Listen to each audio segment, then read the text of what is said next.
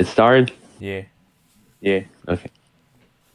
Hello everyone, welcome back to another video from your channel, Roomy Violet.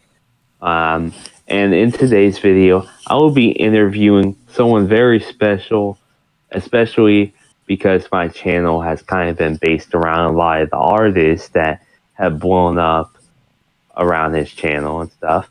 Mr. Biteki. Yo, Mr. Biteki. It's Yeah. Biteki. Yeah, Biteki. Biteki, bruh, I do that shit so often with names where I think somebody says where I have my own way of saying it, and then, like, for instance, I've never broken the fucking calling heylog fucking heylog.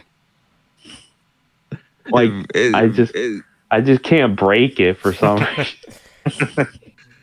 It's alright, dude. It's not like it's that bad because like people would call it bite key, and I think that's like the worst pronunciation. It was I've like the heard people closest to say a say name. Biteki too. I'm like, bro, Yeah. it's not Biteki. Especially in person, they call me a bikey. I was like, "Who's bikey, dude?" it's, Biteki. it's funny as hell. But yeah, the first question is, how are you doing today?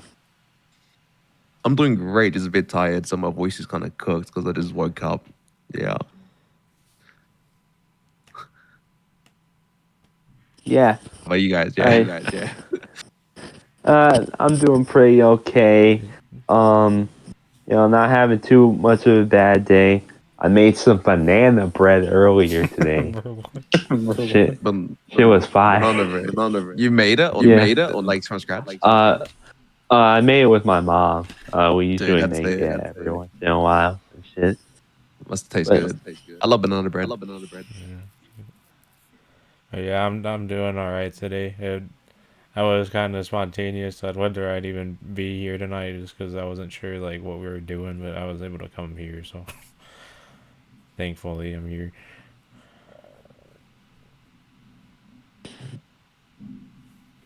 yeah, yep.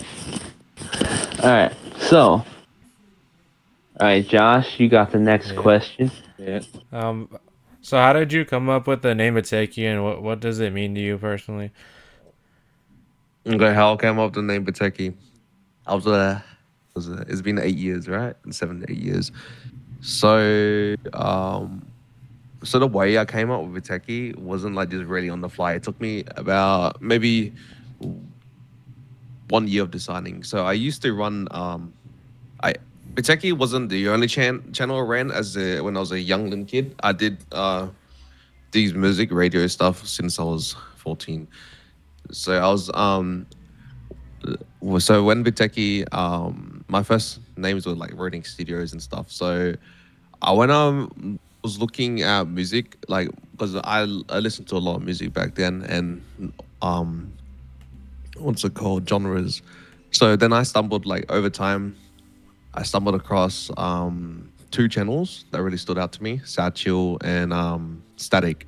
Those two like my foundations on my name. Yeah. Well, not the Japanese name, like the genre I wanted to focus on. And so I saw those two channels, and they had like cool ass communities, and Satchel had like this cool community of purpose of like sad music to help people, and Sadik had it in a similar way as well. And so I kind of got like inspired by these two channels specifically. I wanted to do something really similar, and I was what's the word? Yeah, I wanted to make my own because I really like. For me personally, I like to bring people together, and in a way to help people. Uh, then I started the what's it called? Oh, I can't put my thoughts into words probably. Mm,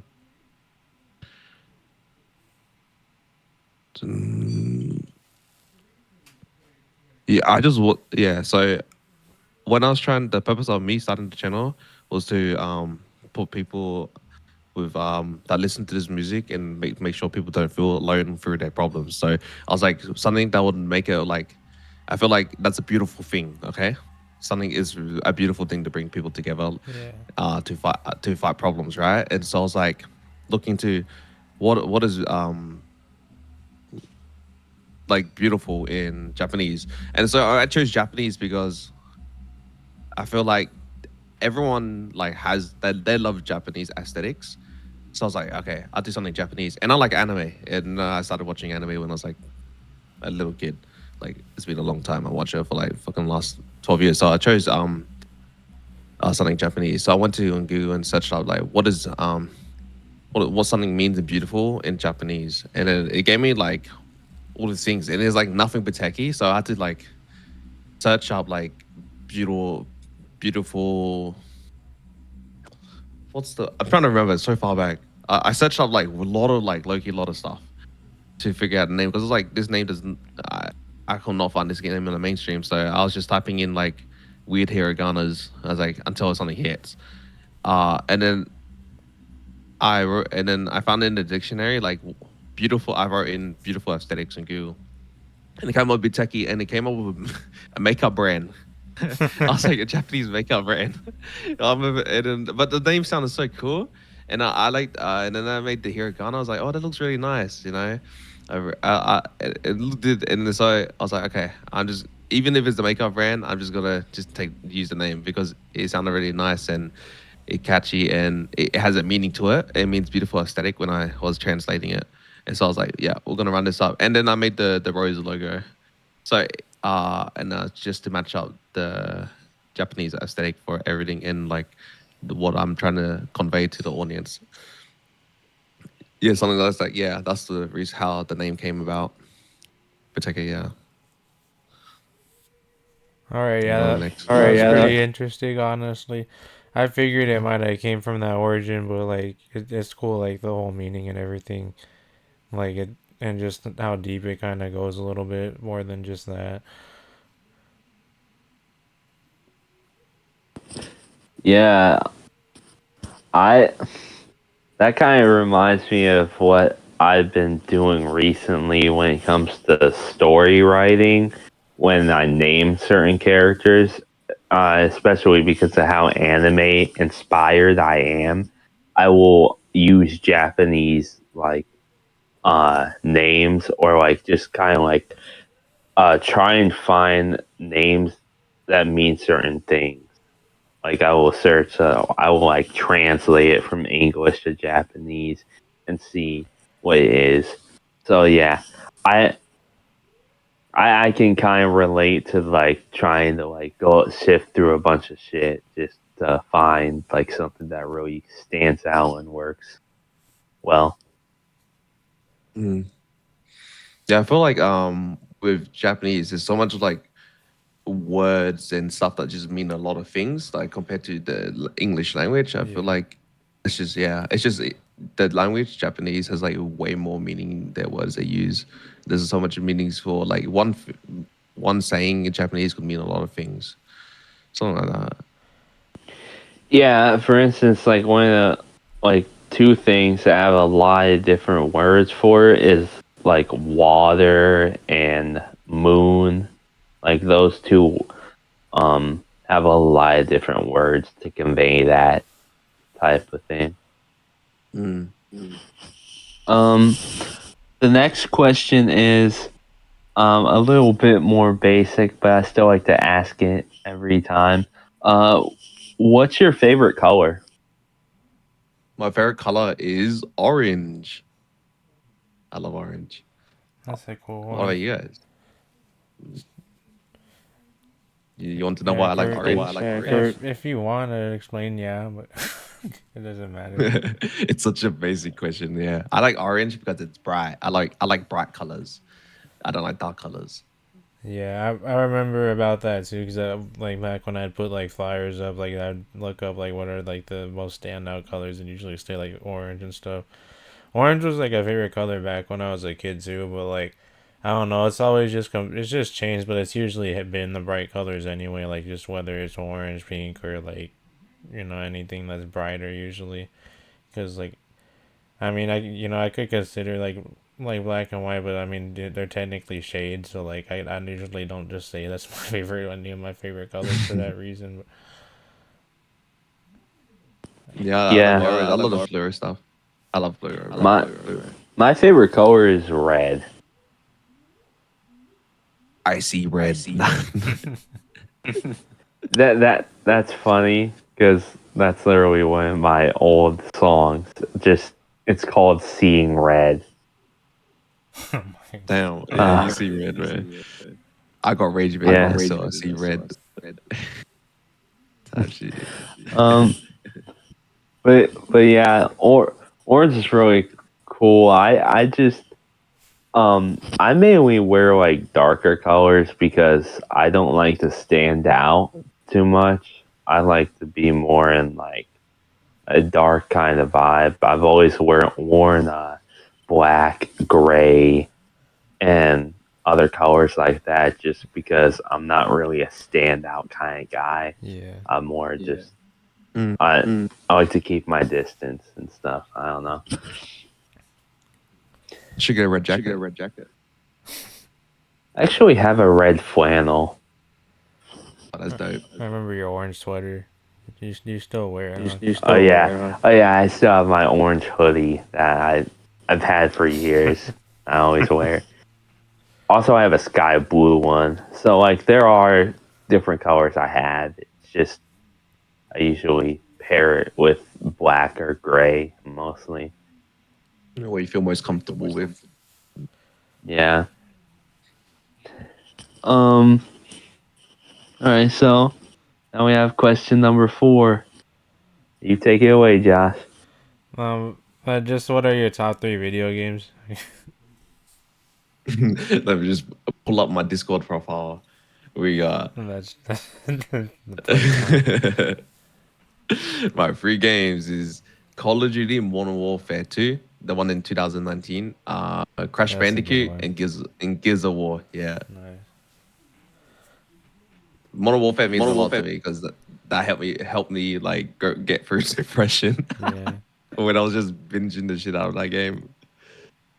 I It might wasn't just so fun. ask the other question with it anyway. It's like really related. I mean, because Yeah. it's just what. Yeah. You might as well.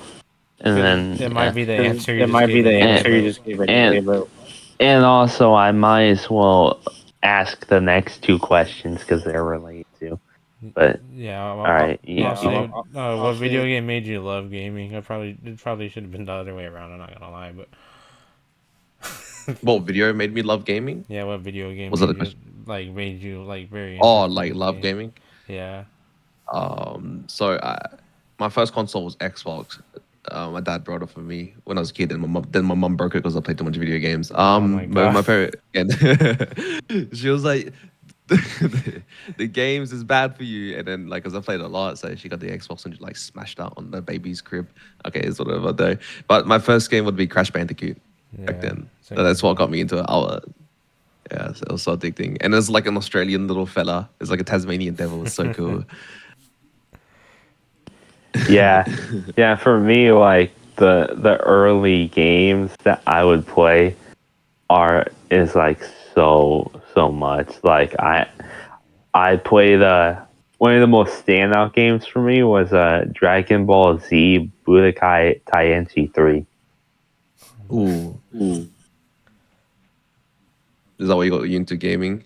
I played like the one Japanese game. It was like Naruto, the Storm one. That one's cool. Oh yeah. I think ironically the series that actually got me more into gaming were the Sonic games on the PlayStation 2. I could see that a little I bit. just They were a little I just groundbreaking. really love like Sonic Heroes, even though even though like Sonic Riders is kind of controversial, I still liked it. Sonic is But, dope. Yeah. but yeah. All right. Um, our next question is top 5 animes. Oh, it's I cool. I know it's hard. It's hard for me too. It just say whatever 5 like really stand out to you in your mind. I guess. In my mind. Okay. The ones that like affected me the most type shit. Okay. Mm, It's number one. As you see, I can't. It's just top five. There's no ranking for me. Okay, I really don't have a ranking. So the ones that keep coming to my mind would be Your Name. Definitely Your Name. It's so mainstream, but Your Name is number one. I love how pretty and beautiful that was, and like everything was about it was amazing. And I like High School DxD. Yeah, boy, High School DxD. Oh my gosh, my One of my best first friend anime. loves that one. Yeah, one of my first animes. Okay, so I got High School DxD. Your Name, Chainsaw Man, the one on what I have as my profile picture right now. I love Rose. Um, oh my god, it's stuck. I'm pulling up the anime list right now. All right. If you want, I can just talk about my feelings about Chainsaw Man while you look. Yeah, go for it, dude. Continue, continue. I love Chainsaw Man. I watched the first time I got into it was watching the first season um of the show. My friend had told me about it for a while, but I'm not really the hugest like manga reader person. Like I don't really read manga. I like watching anime over manga just because I like hearing the voice acting and stuff. Um, but I when I read that manga, something just it inspires me as a writer and also just as it's actually inspired some music I've made too. So it's a Chainsaw Man is also a very important series to me as well. It has like it's like it's not like a really common narrative, especially as well. So it's like it Yeah. is really different in the way they're portraying stuff and symbolizing things that's happening in front of the manga. It's really dope. The next two animes would be Steins Gate. That one was definitely that's actually my number one favorite anime. Steins Gate is my favorite, and the fifth one is Golden Time. I love Golden Time. Yeah. A Golden Time. Yeah, I remember seeing that anime for your AMVs. That was like my first introduction to it. Was some of your AMVs to it. I still just I ain't gonna lie. I suck at watching anime because I'll get really into anime, then like randomly stop watching anime and just watch YouTube for like weeks. It's so bad with my anime fucking watching. The most significant one I think I remember of you using Golden Time for an AMV was I think it was one of the Skele songs. Fucking bleeding through the bandages. I'm pretty sure that's the song. Damn, bro, But remembers that. I swear some of your AMVs just stuck with me because of how well they fit the song. Yes, thank you, bro. I always like aim to like when uh when I choose anime, bro. I do like it's not like I'm randomly fucking choosing them. I'm choosing it to the atmosphere and lyrics of the music, and it takes me a while to fucking make the videos. Yeah. But yeah, Steins Gate. That's a thing. That's another anime I finished. I'm literally at the end of the first part or the first half of it. You know, like because they split it into like the first show and then zero.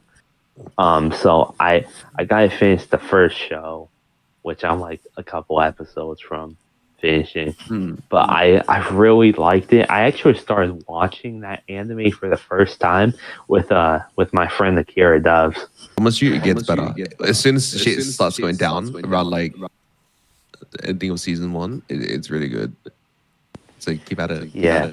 All I know though is like I don't know if it happens in the anime, but like I saw someone cover something that happened in the visual novel, and oh my gosh, the visual novel is dark.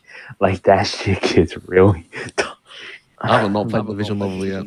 All solid choices. Like I'm never, especially because I'm never one to really judge someone's fucking taste in anything. That's just not right to people to judge their taste, unless they're into like some. like concerning shit. That's like the only time. But like, the next question is, oh my gosh, it's fucking freezing, so I'm fucking trying to fucking stop shaking. Bro, I guess some blankets, dude. All right. What was your first anime you can remember watching, and how did it make you interested in watching more? This question's cooked. The- as a as a, does hentai count as a kid? Like, Bruh. I mean, I mean, I guess it is I guess, technically. dude. I had a funny story too, like about that. I mean, it's not hentai, but like how you mentioned like high school DxD, like some of the that was like because I was an innocent kid and like some random person at school told me to watch it, and that was like my first introduction to anything like that. It was a horrible introduction for me just because of how they act in that show.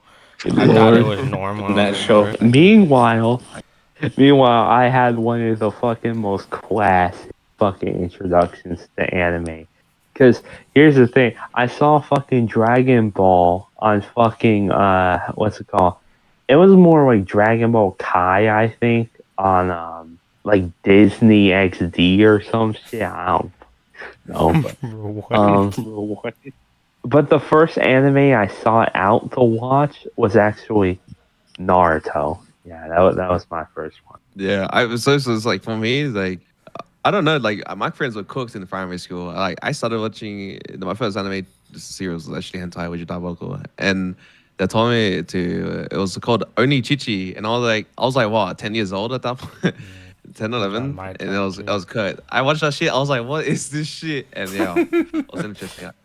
Yeah, so I got threw off as a kid. I was like, it came back. I was like, dude, what? You showed me some diabolical shit.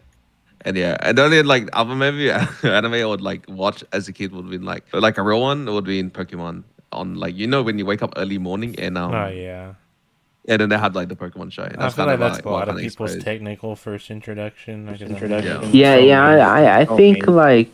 I think like my technical actual first ones were like Pokemon and like Bakugan. I think that one Oh also yeah, counts. Yeah, I think like the traditional ones where like you low key like they just put it on as a kid. It would be Pokemon, Naruto, One Piece, like all those things in the morning where you wake up before you go to school. Like those are usually the ones that yeah. you'd be first exposed to as a kid. But yeah, the one that actually got me into anime fully would be. I love basketball. Number one sport for me. I played it for a long time. So what fully brought me into anime would be the anime called Kuroko no Basket Care. The guy with the blue hair. Yeah, I figured you were gonna say that, and the minute you said basketball, yeah, I knew, I knew Yeah. because just like there's nothing that like else that directly like is like basketball. Then that's the one, Like bro. in It the bring me title, opened everything yeah. up. Looking But into anime, I yeah, said, yo, this is kind of fire. I will tell you one of the animes though that is my favorite anime overall that isn't like it's weird because it's more because the feeling I got from watching it at the time I watched it. Fruits Basket 2019, like the remake of it. That show helped me through a lot. Like it was like one of the few happy spots in when I was a teenager and shit. That's great. Yeah, I haven't fully watched it, but when I did the AMVs, when I was like going through the clips, yeah, it looks like it has a really good storyline to it. Because the original one was more of a comedy and stuff. Like it had certain aspects of the show, but it was less of what the actual manga was about. Like the new one does still have comedy, but it's a nice blend of like drama, comedy, and like other aspects. All right, so who are your top five musicians? So it's cooked. Okay, top five. Like I want to be subjective as hell because I was like with them since 2018 when the collective started. Irisu, Irisu. Yeah, I know Yeah, I'm sure yours. you guys Oh know. yeah. Yeah, Irisu. My number one artist. Irisu, Lil Skele. Sorry, my background noise. So Irisu, Lil Skele, Sewerperson, Nine Tails. Do they count as one or two? I we just count them as one. 'Cause Okay, Convolk. I love Convolk. Shout out Dog. Please make more music, please. Yeah, we all miss it. And two hollers. $2. Okay, and six. Let me add because I just listened Fink Mink. Let me just six because those guys just recently. Yeah, I love Fink Mink. Those guys. Those are six. Let's just say six. I listened to like three of them consistently. Um, Yeah, I've heard all of it's them. it's not that I'm not a fan of like Irisu and like the last one you said. It's more like they're just not in my personal daily rotation. Shit, I like what they make. That's fair enough. Yeah, because I think we have like really different playlists we listen to daily.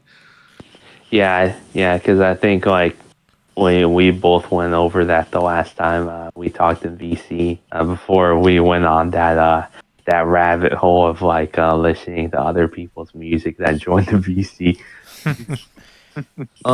Yeah, I have two more artists I want to add, Yeah, go but ahead. they'll be what? my top 10. No, Gunna's really good. That I've been binging his stuff so fucking much nowadays. You know Gunna, Gunna. Gunna. It's like Oh an yeah. yeah. I was asking like, are you still talking about the rapper Gunna or or Gunner? I was No, like, the one in our scene. Yeah, yeah, that one. I Oh, dude, figured. he's making some bangers. Yeah, and Andy seems like he's following the same route. So I've been like looking at those two the Oh most. yeah, I love the sound. Yeah, I know Andy. I can keep going actually, but I want to stop. Okay, let's get the next question. I mean, maybe we could just shut Um, off from it to end. I'll just do the next question too because it's still related. Um, who was your first friend in the music scene? Like a proper friend or acquaintance, like a real friend. Like a proper friend. Static, the one of the YouTube channel. Or do you want like musician? Of what you can say like how did you guys meet? Oh, how am I static? So I think was when my channel started like growing. Not growing really. Actually, I thought he had a really he. I think he had 100K subs back when I started, and I was just posting stuff as always. I wasn't really. I was like on my own shit, my own grind, posting 5 videos a day, and I felt like. And then he reached out to me randomly, and I was like, damn, a guy's like seeing my channel, and it's really cool. So I was like, I messaged him back, and we just like started doing collabs and stuff. And it was like I felt like why would he contact me? It's like I'm like super small and it was like super big, so it was like really cool to just like talk with him about the stuff. And like it helped me like he helped me like with my channel and like managing emotions with Yeah. people like when dealing with like certain musicians and artists and shit like that. Like he was able to give me the experience on how to actually like start growing, how to like deliver like the videos and stuff properly, and talking to people. I feel like Static was like the main like reason why I was able to like continue for so long from the start. Yeah, I would count him like one of my closest friends in the music stuff.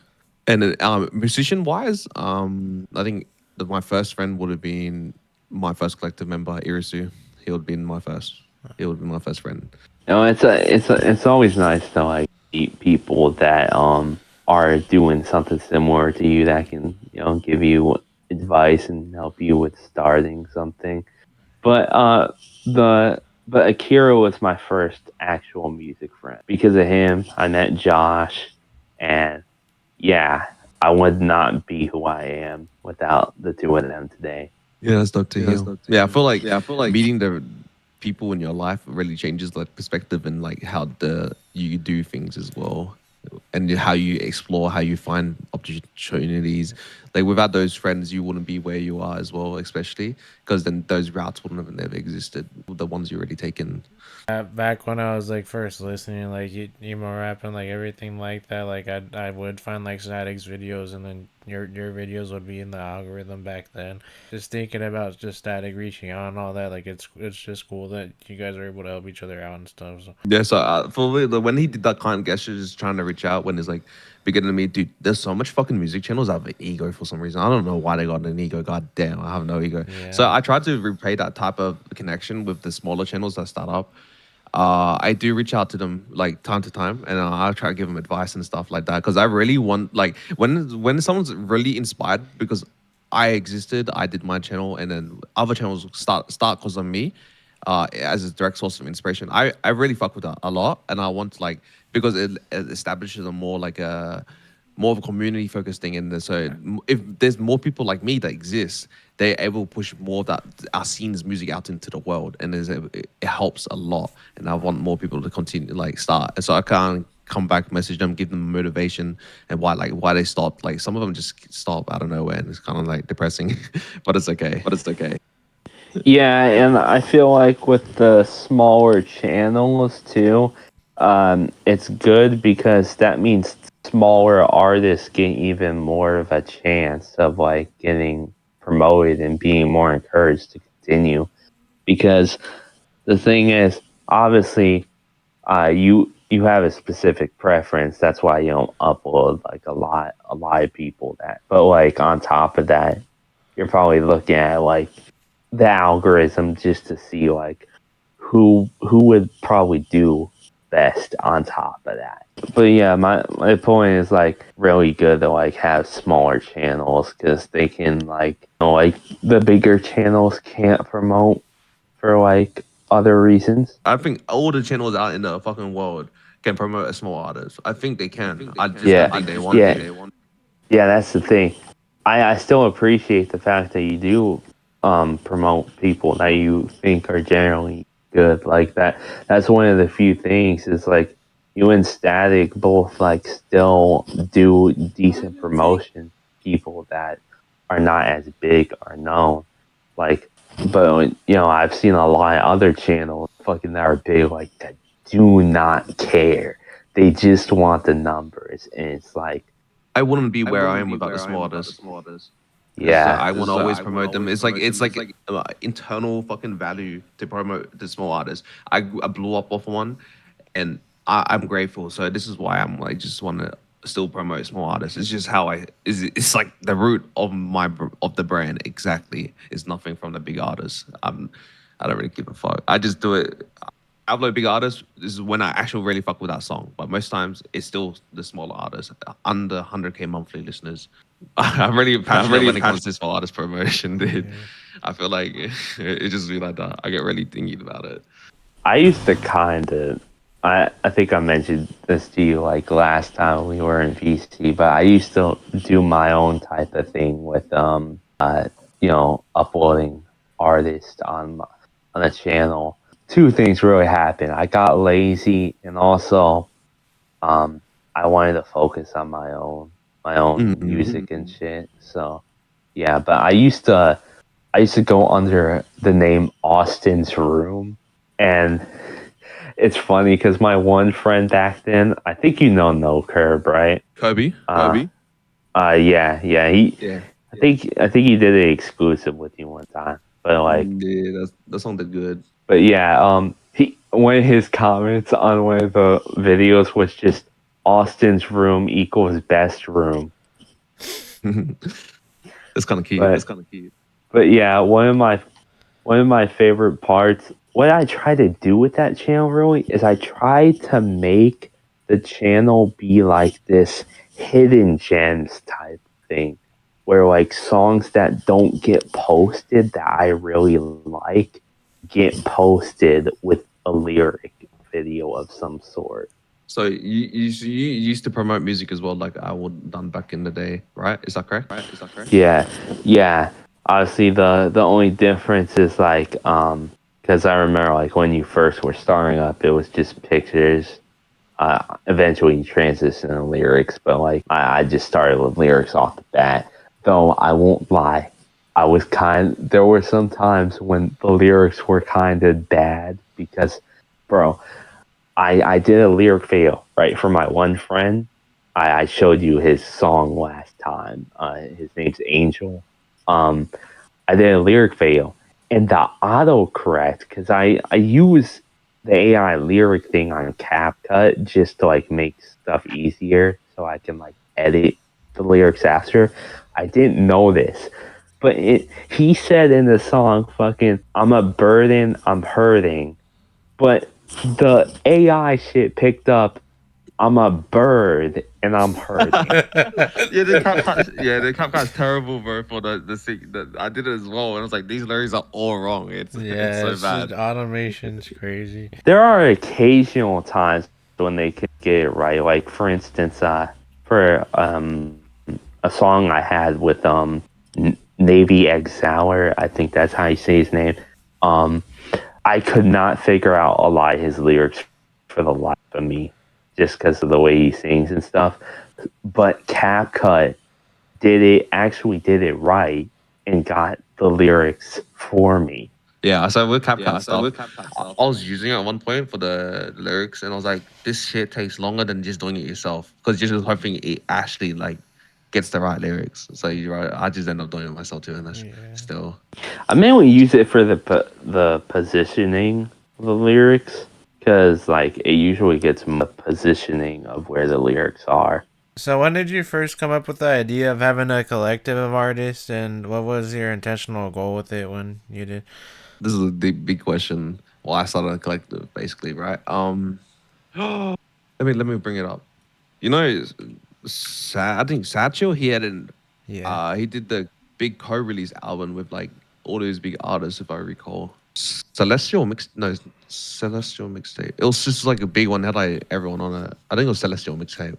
Yeah, it was. Yeah, Celestial mixtape is the reason why I started my collective. I was like, yo, I didn't know you can do this stuff like creating music, a bit, and like getting music together and releases one thing under your brand name. I didn't know that was a thing, so I saw Satchel doing it, and I was like a direct relation of that. I wanted to do it as well. So I was like, instead of like having people that are already established in the scene, I want to find people that are like basically no one in the scene. So I was like, started looking at the music I post. I was like, okay, I like this one a lot, and then I would like reach out to the guy. My first guy I reached out to was Irisu. So Irisu's dope, right? It was a main like driving force on why it became a bigger thing as well.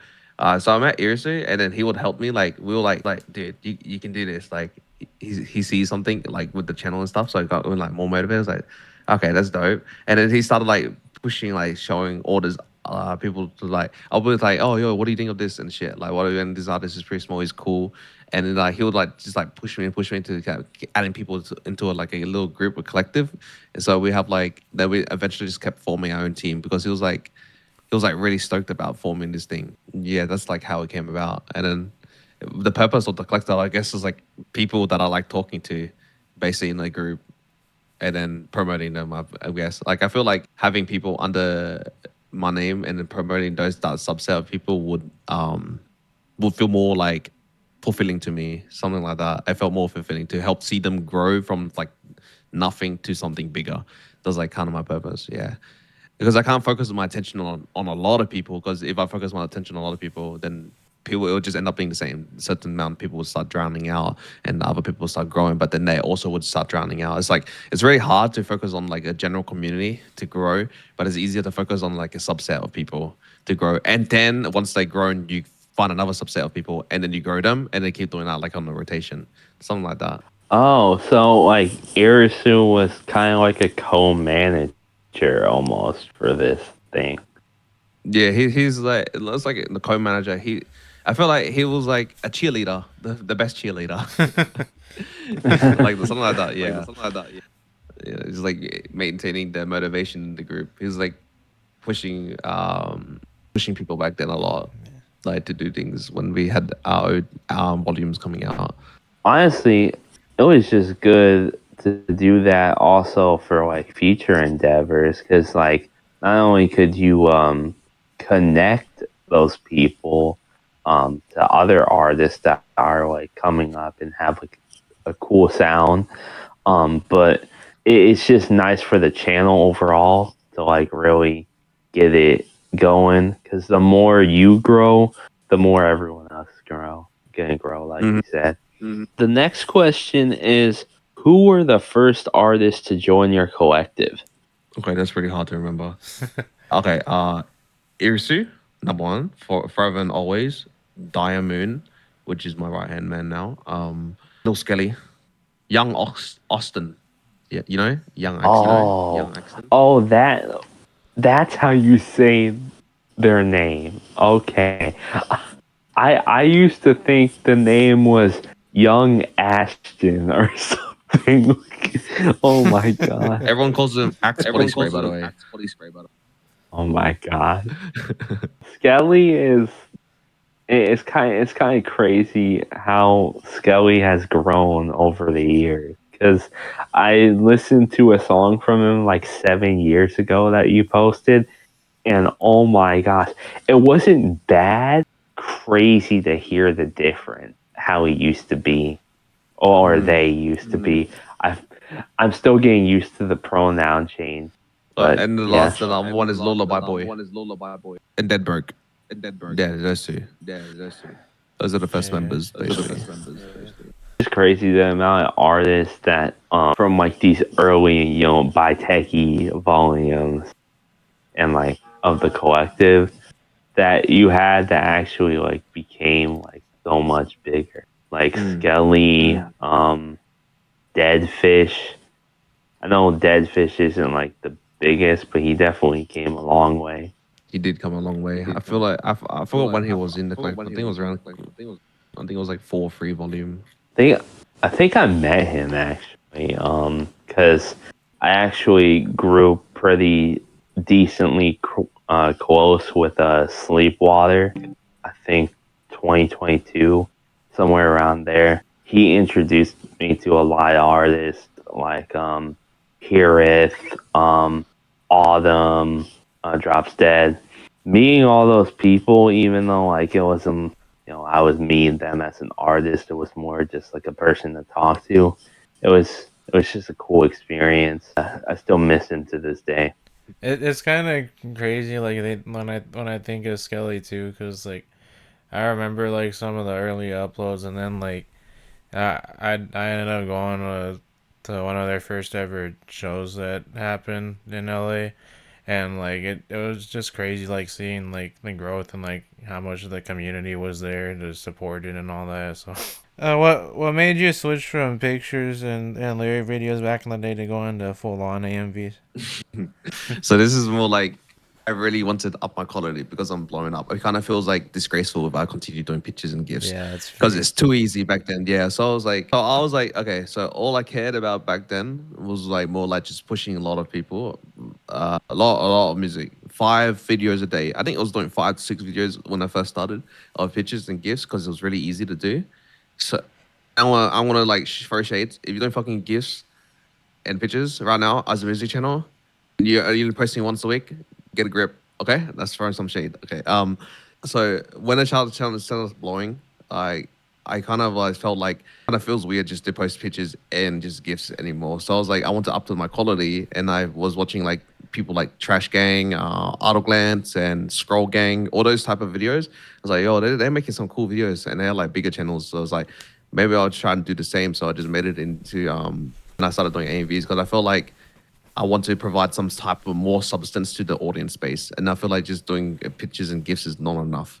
And I feel like I want to build like a following on the AMV scene as well. It gives more value to the audience to watch the video longer and also listen to the music longer, even if it's a bit mid or better. Yeah, something like that. I just kind of feel like I want to like I don't want to give content to so much people. I'm like because so much people are consuming this content. So I was like I want to make better content for those consumers that is consuming this content, something like that. Yeah, that's pretty fair, Yeah, honestly.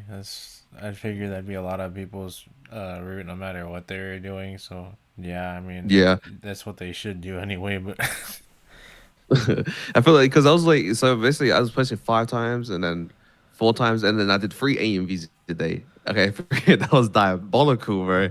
Did only it was just this brand, bro, and then it became 2, and then it became 1 because I got busy. I feel like because because so it seems like YouTube algorithm is not really like really favoring quantity anymore. Maybe because of the AI stuff added into the YouTube. I feel like they really like yeah, switching algorithm down people changed a that just bit. post a lot per day. Yeah, I feel like they watching out for like more AI generated content and shit. That's why, and that's kind of like one of the reasons why I just did one today. Because when I was doing like 2 times a day, like 2 years ago, it's like I see one video doing really bad compared to the other video, and I was like, this is like fucking whack. So I just did one, and that's how I stuck to one now. So, but then I kind of made it like another pathway I wanted to do, which is like more channels. So I started like I have Miraku, Biteki 2, Heaven, and the other one. And I feel like I want to focus on those and just push music all at the same time in one go. So I have the feeling of posting 5 times a day again. that's what I kind of like trying to get into my pipeline in my everyday life right now. So like just trying to give the time segment for it or someone to help me on those things. Yeah. Obviously, with the shade, I assume you're like talking just about like music promotion channels. You're not talking about like No one artists that specifically. do No, it. no, no, no. Definitely not music artists. I'm talking about like people like me. People like me. Definitely not music artists, bro. You guys are focused on music and doing shit. Yeah. Yeah. I'm Yeah, talking about promotional yeah, channels, but because it's just promoting music. one of the reasons I don't make AMVs is just because like not only are they time consuming, but also just like worry about fucking copyright because I just fucking It's the I way you edit suck the at videos. Yeah. fucking doing it. Just then it's fine. Did you just music? If you're a music artist, it's okay. Just put it out. But I'm saying like channels that are like established brands. Oh shit! Just like they're big. Yeah. Like they have a big following. That people following them and shit. Like and they getting like over like a couple K views. I feel like just doing a fucking picture is kind of cooked. Yeah, just want to clear that because like it's always nice to confirm stuff just Yeah. for the sake of it. But yeah, I got you with that. Like just it doesn't make much sense if you had like really good traction that you would just want to only stick to that shit. Like But if you're a big channel, I don't want to see fucking gifs or pictures or a picture of an anime promoting music. I do not want to see it. yeah. Overall, I think it was like the best choice because honestly, I don't know what it is. Just having an AMV to a song I really like out there is just so nice because it's not. It makes me actually pay attention to fucking what's going on instead of just looking down at my phone or some shit while the song's playing. I know I said it in called the answers category in your Discord, but my favorite AMV you've ever made is actually the one for us. We Live Underwater by Sewerperson. The next question is, what was the first song you made an AMV for, and why did you pick the song to be first? You can Let me remember pull up my old that. channel. Let me pull up my old channel. See if it exists because I have not been on it. Yeah. Are you talking about just Biteki or like in general AMV? Biteki. My first AMV on Biteki. You know, I'm just going through the videos right now. I'm scrolling back. Yeah, no We worries. rewinding this shit. I was figuring, I'm like, There's 5,000 videos. Yeah. Is this not possible? Okay, let me date. Okay, there I found it. The first AMV. sort by oldest or something on YouTube. Yeah, that's what I'm doing. Oh god, going through the 5 videos per day. I think I have I like realized how much. somewhere in 2000, but like most of them are private. Damn, 2,000. That's a lot. I have 5,000 on mine. It's cooked. I miss those VHS days. Those days are so good. Back, yeah. The trend died though, but it was so nice back then. I love doing it. I love the look of it still. Yeah. Yeah, I liked it too. I think it's gonna be a long time to find a. Wait, because this AMV. Okay, maybe I can sort of like this. Oh wait, was it Bromaz? Oh fuck, it was Bromaz. Yeah, my first AMV was Bromaz on the channel. Dead in the water. It was Forever and Always Hopeless. You missing the link? Uh, sure. Oh my gosh, a silent voice too, huh? Oh my gosh. I love that movie. It's a good movie, right? I love what they did. Yeah, Was it's it- that's crazy. Like that it's actually you've actually been making AMVs for like what, like 5, 6 years? Like that's More than that. or I've even been more, doing it. but I've been yeah. doing it as well. Yeah, Yeah, you've been doing it for a long time either way. Like I'm Unk, bro. it reminds me of like when I used to do like reactions all the time. I used to be like you, but in terms of like reactions, like I would post like 3 a day or some shit like that. Like sometimes even more. Do it And again, I bro. would just I miss doing reactions, but I can only really do review style because I just don't have the equipment to do it the normal style anymore. Okay, that's fair enough. Well, I hope you get the equipment and you can start again. You got my support, bro. Yeah, I miss it. I just I've been trying to limit myself because back then one of the biggest problems I had as a reaction channel was constantly getting requests from fucking random people. To a degree of just like sometimes I just wasn't fucking interested. Like I'm gonna be real with you. Like They'll listen to it. Be like, this shit is as the reaction. yeah, I actually did a reaction to something that was ass, and I was just like, I can't say it's ass, but like I want to so Yeah. yeah. Brother, you just gotta relay it. If it's ass, it's ass. You gotta say it. Just say what's ass about it, and then it's okay. Yeah. Okay. All right. I'll do this next one, and then Josh will take question 15. Okay. All right. Favorite AMVs you made that you can remember of it. It's good, dude. There's, the one that I think it was Soulfest and New Faces. That's so old. That was one of my older ones. It was kind of ass to watch back, but I feel like every time I think of it, for AMV, I kind of go back to that. Was it an AMV? I should let me double check. Oh, I said sorry for the lame edit. Good song though on the description. It is really basic edit, but for some reason I loved it so much. I was bumping this like I don't know. This song was my favorite song, right? And I just bumped the fuck out of this my own video for the whole like 1 year. I love this song so much. Soulperson New Faces like one of my favorites from him, like Soulperson K and stuff. Oh my god, I love that style. Yeah. I love that song too. It was like when the Comet, like Comet 4 for me was kind of like my least favorite of his like Comet albums, but like the first three were like just they went. But like I just New Faces was definitely one of my favorites. I'm trying to find it right now, but there was an AMV you did for Sewerperson that I was like, hold the fuck up, what the fuck is happening? I have to find it because it was We're so the hentai wild. music videos. It's over. It might have been. I was questioning if it was a fucking hentai because how ridiculous I'm it sure there is because I'm pretty sure I've done one of them too here. I mean, it's kind of Oh, fucking yeah. enjoyable to edit sometimes. Oh yeah, I found it.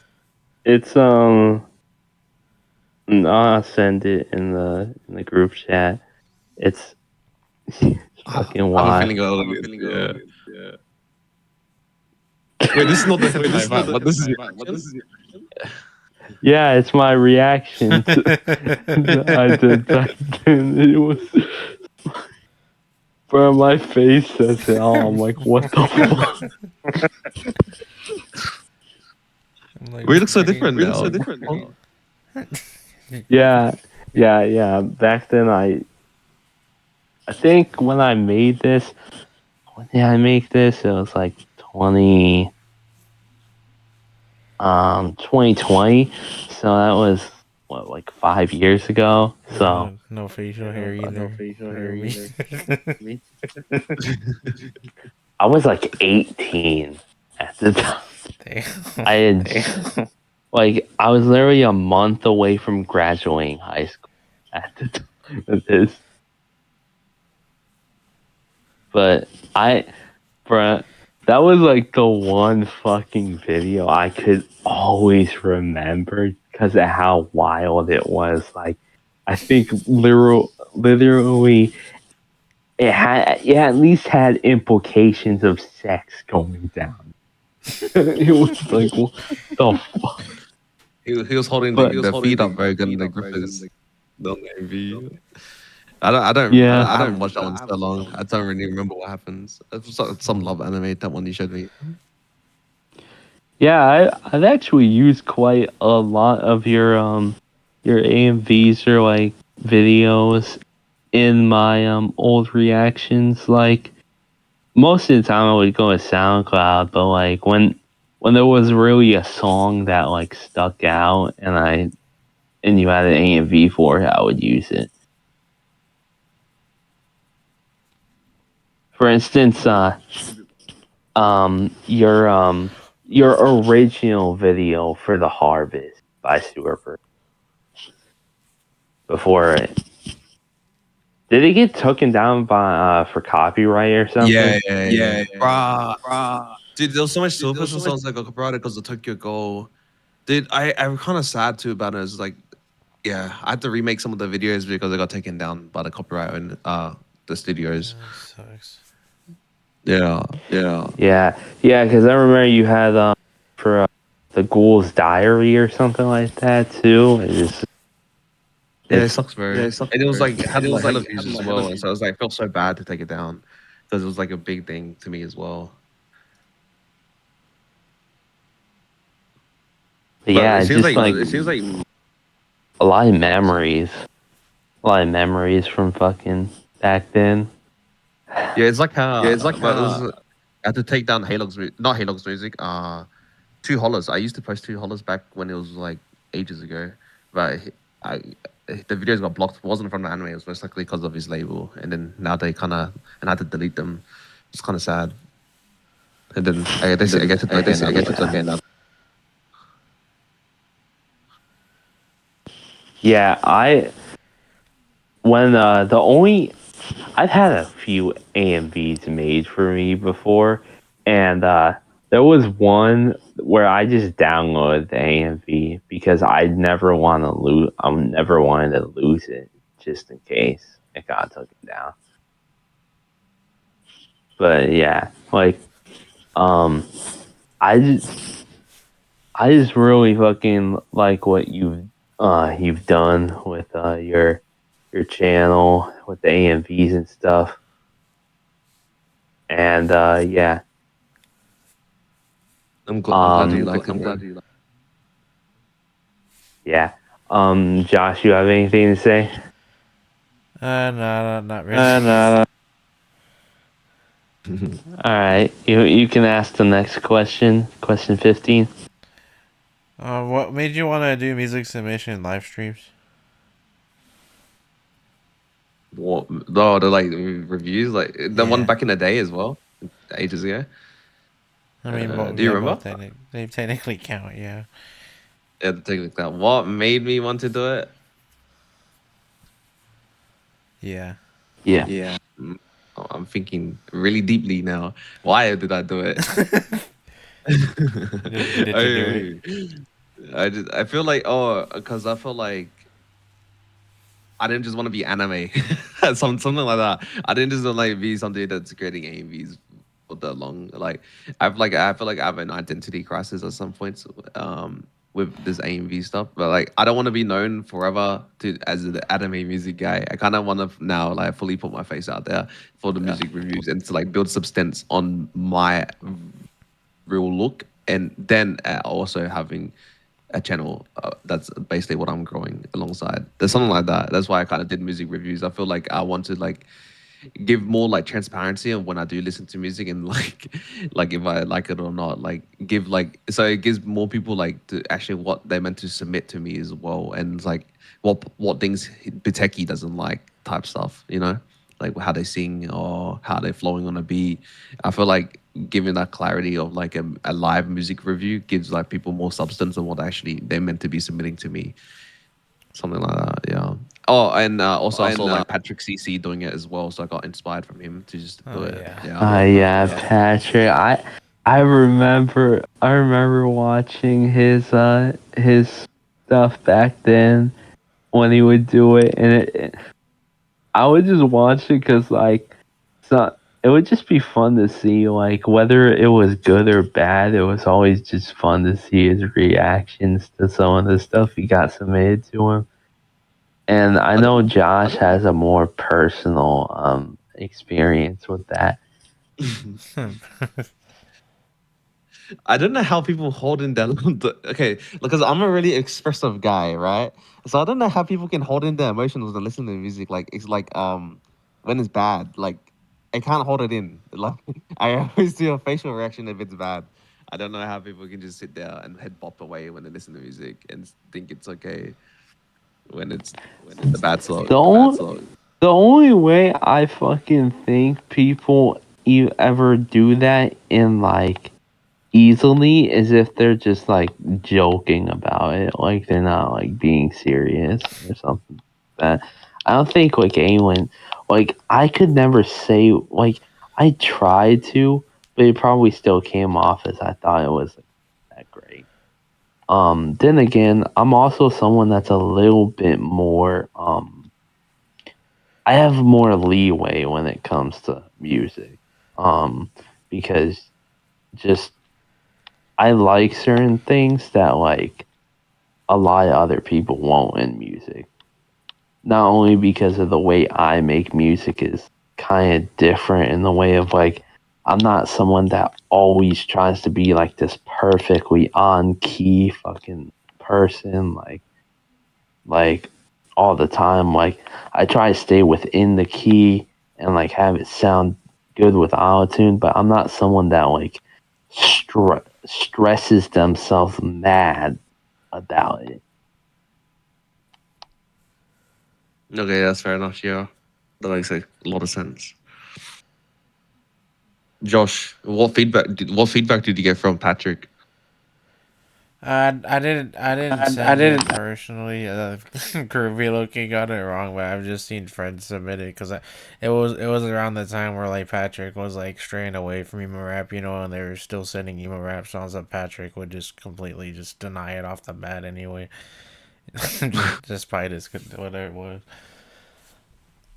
Oh, I was directly meaning that when I was saying it. That's what I meant. Like you had a technical direct Yeah, experience. I didn't mean like it was like you that submitted or something. Oh, I thought he submitted something. He got and now GG'd, you he. know. But we used to watch him a lot. I mean, I still watch him occasionally. But like, yeah, it was very interesting back in the day that it was season. He has cool documentaries. Yeah. Yeah, he does. I watch Yeah, some as well. there's two other submission channels I've experienced. One of them back in the day was also a reaction channel. I don't know him. You might because of his Sewerperson reactions, but do you know TGU? TG. I heard of it, but Yeah. He used to host what he called Sub Sundays, where where his subscribers could submit their music to get reviewed, and he watched me grow as an artist for a while, shit, and it was just really nice to get his feedback and stuff. Um, and then one of the other people I submitted to was Mel Mige. Um, he's more of a he guy reminds me of if Anthony Fantano was less critical and fucking reviewed underground music. That's kind of what he gives me the vibe of. I don't know. that's fair enough. Yeah, I think it's cool to get like live reviewed music as well. Like I like how people do it, and it's like it allows like musicians to have a way to like get proper feedback instead of them having to ask like their friends and their friends just glazing their shit when it's trash, and then, so it's better. That's why I kind of respect people that do the live music reviews. It allows people to find the external feedback that they're looking for. Yeah, I'm someone that like likes to ruminate what I get. Like at first, you have the emotion of like hearing when someone didn't like something because of this or that, but like after like a day or a couple hours, you start to actually take it and like understand it more. For sure. For sure. You know, what's worse is like when if you submit like your friends checking out your music and they don't even look at it and they say it's W and they don't even check it. I remember people talking about that to me. It was funny. Bro, I've had people do that to me in the like not even friends, they just know me because of something else I'm connected, and they just fucking say this or that without even fucking listening to it. It's like, huh? It's like if you were in the movie theater, right? And you were supposed to be watching a movie, but you're on your phone the whole time and did not even pay attention to the fucking movie. And you're just like, yeah, this shit was mid. Like, huh?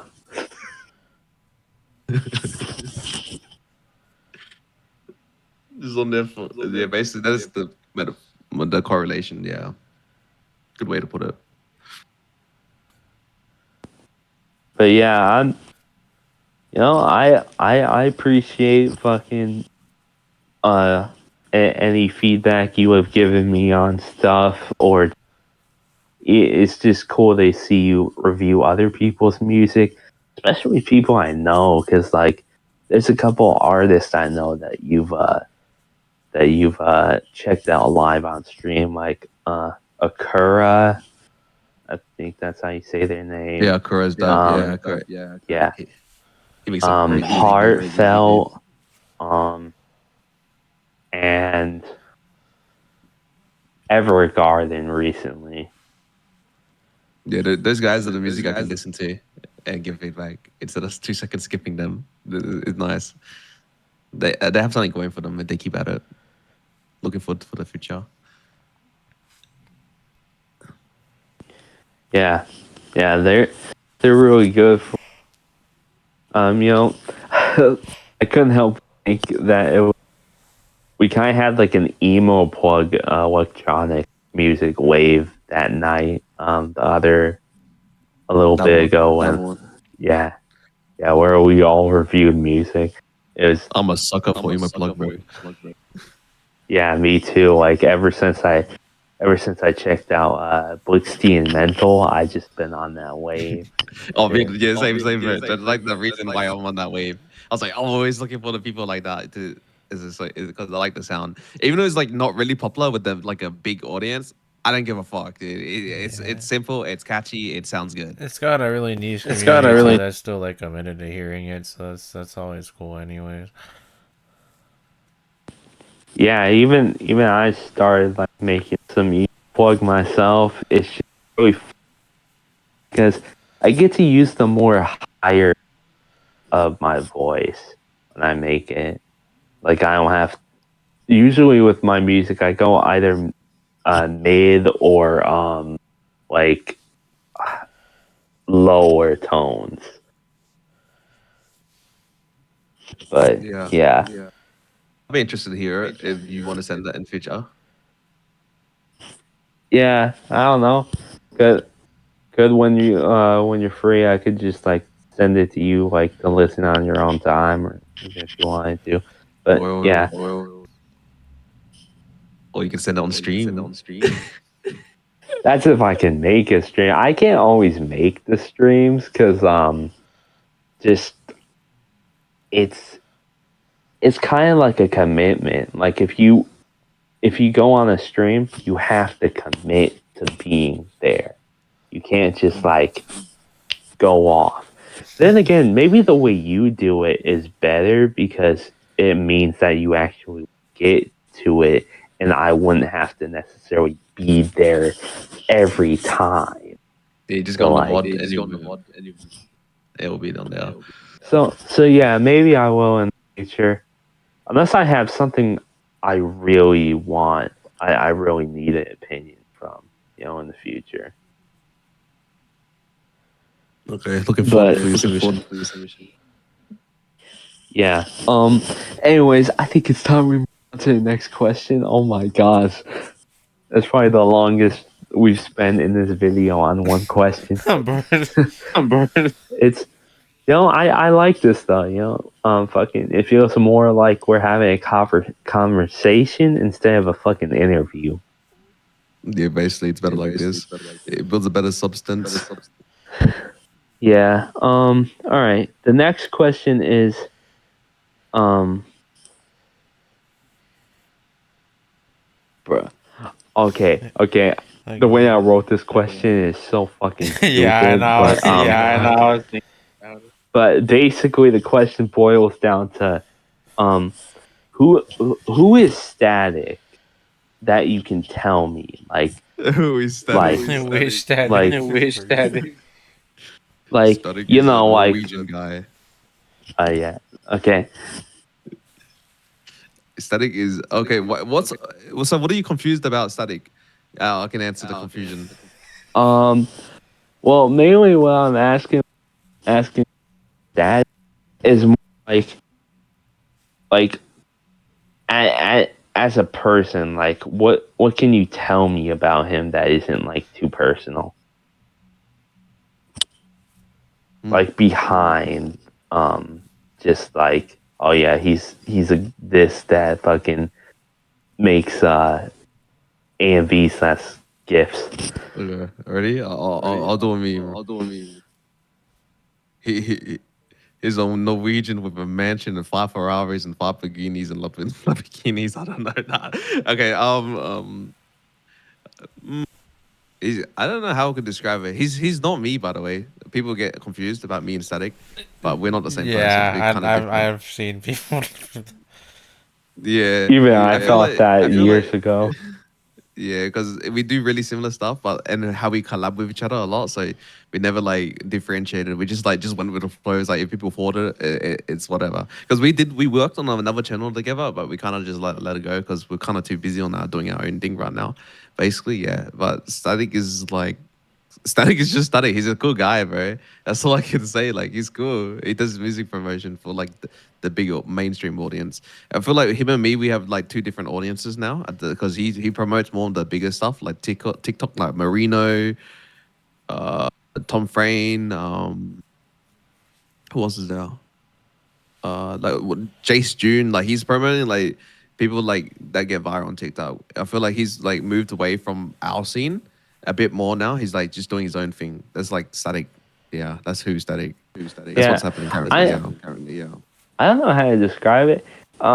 His uploads, especially like in the recent years, have been like you said, more mainstream, but like almost like a pop aesthetic to like the music that he uploads. Like you can definitely tell that the music is more like was the people in mind had like an idea of how the song get like more trendy or popular. Yeah, more ingestible by the main audience. This is the music is posting. Yeah. Yeah, which the music is good. Someone he uploads has uploaded over the years that I've followed for a lot of years is actually Ollie. Ollie. Yeah, Yeah, Ollie. yeah. The guy that collabed with Palfu. But yeah, I really I've always liked Ollie's music, and it's nice to see that even though like even he can get on like channels. It's not just like, oh yeah, he's somewhat big, so he can't. But I don't know how to describe it. Always like this artist that is big but isn't big at the same time. If you get me. Yeah, that's like Sewerperson. He's like big and not big. Yeah. Yeah, which Which is was bigger? crazy. This is crazy because like Sewerperson like is well, like he doesn't always make stuff I like listen to. He definitely is one of the most consistent people when it comes to making music and output. Yeah, that guy's a grinder, bro. He does a lot. And I still, bro, one of my favorite albums from him was actually The Other Lands. The Avalanche. It's- Is it the one with the Yeah, it skull was picture? it was the one where it had a bunch of those like intros with like this like telephone effect and like Oh, I found it. speaking Yeah, from journal. Yeah. that's his popular one. That's That the emo stuff he was doing again. yeah, it Like was storytelling. yeah, I love storytelling. That's one of the things that he inspired the most for me is the storytelling aspect of my music. Like I love storytelling. I when I can do it, I always do it. But yeah, I'm super glad that over the years Static have maintained like good like better views than you guys used to have, and you're continuing to grow and actually grow together Yeah, in your own ways. he definitely he's growing again. He's kind of found what what his channel's gonna go good with. So that's really good. I'm excited for how he what he does in the next like couple of years if he still does this stuff with his channel. Loki, I do want to like do a collab show in real life show, but I've been trying to get him to do one with me, but he's like he's not interested in that type of stuff. I was like, no, bro, please, just one for the history, you know? Yeah, Just that would be one. awesome. Yeah, it'd be so dope. You know, like, because we have a mix. We both have audience, and then we just get fucking old gen and new gen artists, and want some big fucking mashup. It'll be insane. Yeah, it would I won't be. convince him again. Yo. Yeah. All right. Now, question 17. Oof. That's the fucked up thing. The final question is question 29. Oh my god. Holy We got to go. Okay, We but gotta stop. okay. How long have you known artists like Kai's, Skele, I'm Geist, and Sewer? I don't know the time frame, but Kleist when got added to the collective, Skele when he got added to the collective, so it's like the whole entirety. And so basically all the other artists that were in my collective, I knew them as soon as they joined. For that's how long I knew them. With Sewerperson is a special thing. It's not. He was under Ninetales. We didn't like not really. We had never interacted before, so it was just like I just knew Ninetales. He just makes music. He's a cool guy. Just upload him, you know. And then when he went under Sewerperson, I think and the new Annalius, I found him because of Kais, by the way. Kais told me, yo, this sounds like fucking Ninetales. And it turns out at the video, I was like, dude, this guy's making awesome music. And even I didn't know, so I just uploaded Sewerperson. And yeah, and then I guess we just like with me and Sewerperson that just from me to promoting that stuff, and I guess we're just appreciating each other's just like growth. Yeah, we didn't really. I feel like it's really hard to reach out to Sewerperson sometimes, but yeah, we kind of like me just promoting him allowed me like to connect with him. So I knew him around like maybe a couple months after posting Sewerperson videos. After he's saying thank you to me for posting him. You know, there was a one tweet. There was there was some dude that was hating. Is like, you should something about the Sewerperson stuff. You shouldn't be uploading I think Sewerperson if he didn't say it, like, because this way he went onto a different name type thing. And I was like, that guy on Twitter got it all wrong. And I know if he's watching this video, he'll know who I'm talking about. He will know. That guy has the worst. Yeah. Yeah, like first off, the here's the thing with that. If somebody has a problem with you uploading them, they would contact you directly. They They do, yeah. that's how it Yeah. that's how it should be. It shouldn't be some random person on Twitter or whatever fucking hanging you up being like, oh yeah, I think you shouldn't do this because of that. Dude, who the fuck are you? Yeah, I feel like the thing is like I feel like a lot of small artists is really scared to reach out to these channels. They just like they don't send those messages to them. So it's like cooked. So I just upload and every time I upload someone that's like mutual friends or like connected in our scene, they fucking love it, bro. And they do have a problem. They do message me, and that was I think out of all the people I posted like from the underground, there was only one person that had a problem with. One person they said take down my music because I always reject his music, and I was like, oh, I found something I like, so I posted it. And then he came back. He was like, can I get an upload? Bro, you told me to take your shit down. That's your problem, you know? It is. It is what it is. It is what it is. Yeah, yeah, fucking I hate people like that because it's like, bro, I get that being rejected for a lot can like be like not the best thing, but like you shouldn't be like actively sabotaging shit just because you're pissed about some shit that happened before. Yeah, it's like you finally made something good, and they want to post it, and then you just basically after what you worked for, and you're like, oh, actually, don't post my shit anymore. And then you come back around later. I was like, oh, can you post it again? Like, dude, like what? You make it's like it's oh, dude, it makes no sense. Damn. No, that's why I No. kind of That's why like I kind of like, I'm really being selective on who I post now. I kind of like low key what I do now is like I kind of test the personality of everyone when I talk to people, and if they kind of align with what I like, I end up posting them more often than the other people. Something like that, yeah. Because I'm more out there now in this music stuff. Yeah, yeah. Um.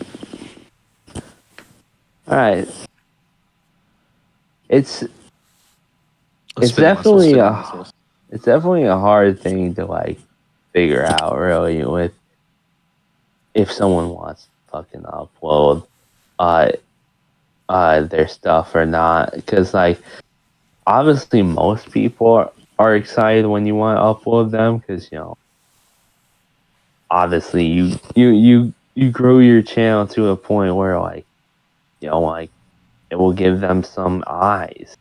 Like I've seen so many comments on artists that were not really known as much, um and then they get like a lot of good comments on your video and shit. Yeah, And it like makes them feel good, eh? I mean, it's good music. yeah, like I when Noka first got his first upload, and by the way, like I can definitely that's the song you picked for him, like for his first upload. Never Here. That song like is one of my favorite ones he's ever made. So like I definitely see why you picked that one. Yeah. I feel like as well. There's also like with how my channel like blew up from 2020, the Class U video. It can happen to anyone on the channel again. That's what I mean. Like that you could beat out one guy that gets on the channel and you just go fucking mega viral, just like Kais did at that point. Like, it can happen over again. You know, it's just looking for. There's Yeah. always that opportunity as well. I I just want to say real quickly, I had some wild shit happen with randomly blowing up. There was this one song I had that I made called "Your Smile Still Haunts Me," and in the recent like month or two, it just randomly blew up on both YouTube and SoundCloud. But see, here's the weird thing about it.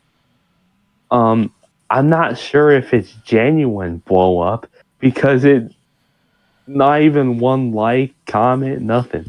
So like that's the hard part about like figuring it out, you know?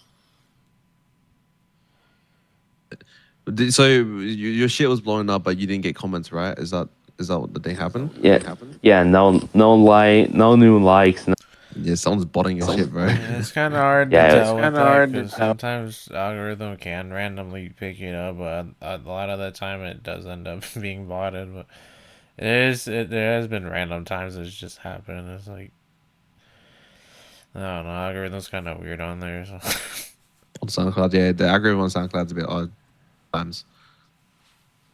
I like the new thing they added though. You press the discovery thing and it they recommends to other people that listen to that genre, which is kind of cool.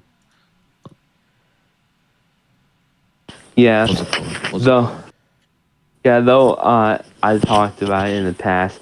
The one thing with a passion about SoundCloud is the fact that they lock your upload time behind a paywall. Like The of scheduling. all, like what I mean is like you can only upload 3 hours of music per account if you don't Oh, pay and for until you Prime. pay, yeah, okay, yeah. Yeah, that shit is so stupid because I get paying for the rest because like it just makes shit more convenient and stuff if you pay for it. But like that's like one thing that I just don't agree with it being like behind the paywall.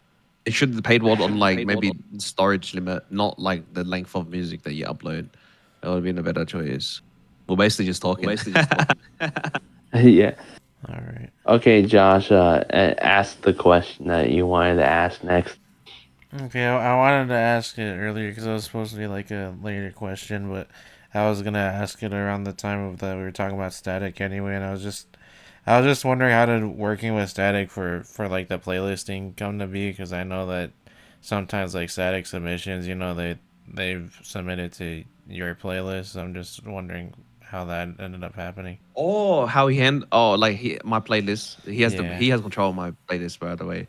Yeah, I basically said you do whatever with whatever my shit because I'm kind of like I gave him just like I kind of felt like you just made me forgot to remember about it. I don't know if he charges or whatever he does with my Biteki playlist, but he has the control of that Biteki playlist because I feel like it's just like more like a gratitude thing. I was like, yo, you can just like use my shit. I don't mind. It's something like that.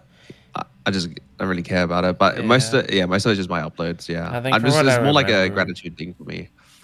yeah, I think from what I remember, it kind of like depends. Like it's usually like just like a small payment, but like sometimes like just depending on the song and what it gets accepted for, sometimes it just gets put on there. But I don't know. I forgot. I'm not gonna speak on that. It's not really my business. But The playlist is basically after the main Biteki one. Like he doesn't touch them though. yeah, Like the mixed playlist is there. Those are the ones I do control, and I yeah, don't do paid. Like my own thing. Like myself as a human being, I do not accept money for placements anymore. I don't do that. I never did, and for Spotify especially, I would never do it.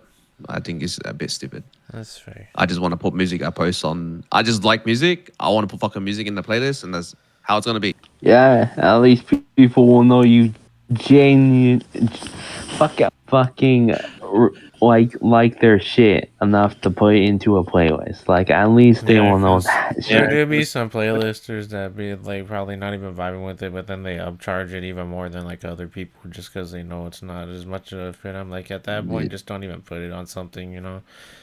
yeah, real. It's like me doing the YouTube videos. I haven't accepted payment in a long time Yeah. because I'm doing fine as it is with my lifestyle is like really basic. But dude, I feel like if I genuinely fucking with shit, I'm just gonna put you on there. Like I don't give a fuck about the money, bro. Especially like usually a lot of small people don't even have this fucking money to begin with. Like fucking what $200 for an upload for like a couple of thousand views on YouTube, and it's like all the money they have left. You Yeah. know, especially Yeah, poverty and stuff. you could have spent that money on like I don't know, like anything like that would actually help them in their skill level or skill set or like quality. Like Yeah, equipment so, quality. Like there's so much other things they can do just than a YouTube video that might just flop. And no, and everyone just roasting your ass as well, or some shit. yeah, yeah, I've in the past before you stopped with the fucking paid submissions like those videos like some of those artists just did not do well back then Yeah, like and it sucked to see but like that's just unfortunately how it was. Yeah, so it was like heylog. Yeah, Yeah, so he was like, I love, dude. Actually, he submitted to me, and I was like, bro, I really fuck with your shit. And I like, and he was like, singing like, I'm a charge. I was like, what do you mean charge? You make fucking amazing music. Why you gonna what charge? Like you gonna want to pay me to upload your shit? I should be paying you for me to upload your shit. And like your music is so good. I felt like the substance is there, and I just posted him, and he fucking blew. And I was alright. I fucking made the right call, and he blew up. I'm so happy that I met Halo like that. yeah.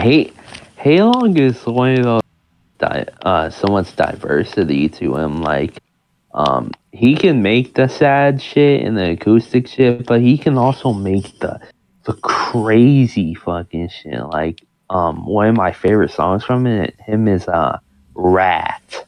I fucking love that song. Well, I like Pathetic, the one I did the collab release. That one's I love it with Residential. Ooh, I still Yeah, play that shit to yeah. this Oh day. my god, my friend Avi, the one that you uploaded that one for like his song "Worked Up," he fucking loves that song to death. Like it's one of his favorite songs. It's one of mine too. I even have it like downloaded on my phone and shit. Just like and Residential, I actually met him because of my reactions to him and stuff. My contact with him, and it's just that's the thing with reactions. Without reactions, I wouldn't have met some of the great people I've met because of them. So I really appreciate like just having YouTube as an option to make videos for. Really dope meeting you two to you guys as well. For me personally, what's the name? His name? Honestly, it's kind of crazy uh, how this interview came to be. Just like I literally all I did was saw you were doing this, and then I submitted a song, and then from there, no, actually, I think the first message I sent you, asking if I could use your videos in my reviews and shit. But yeah, Oh, um, you're the interview yeah. guys I accepted. The next question is, how do you decide?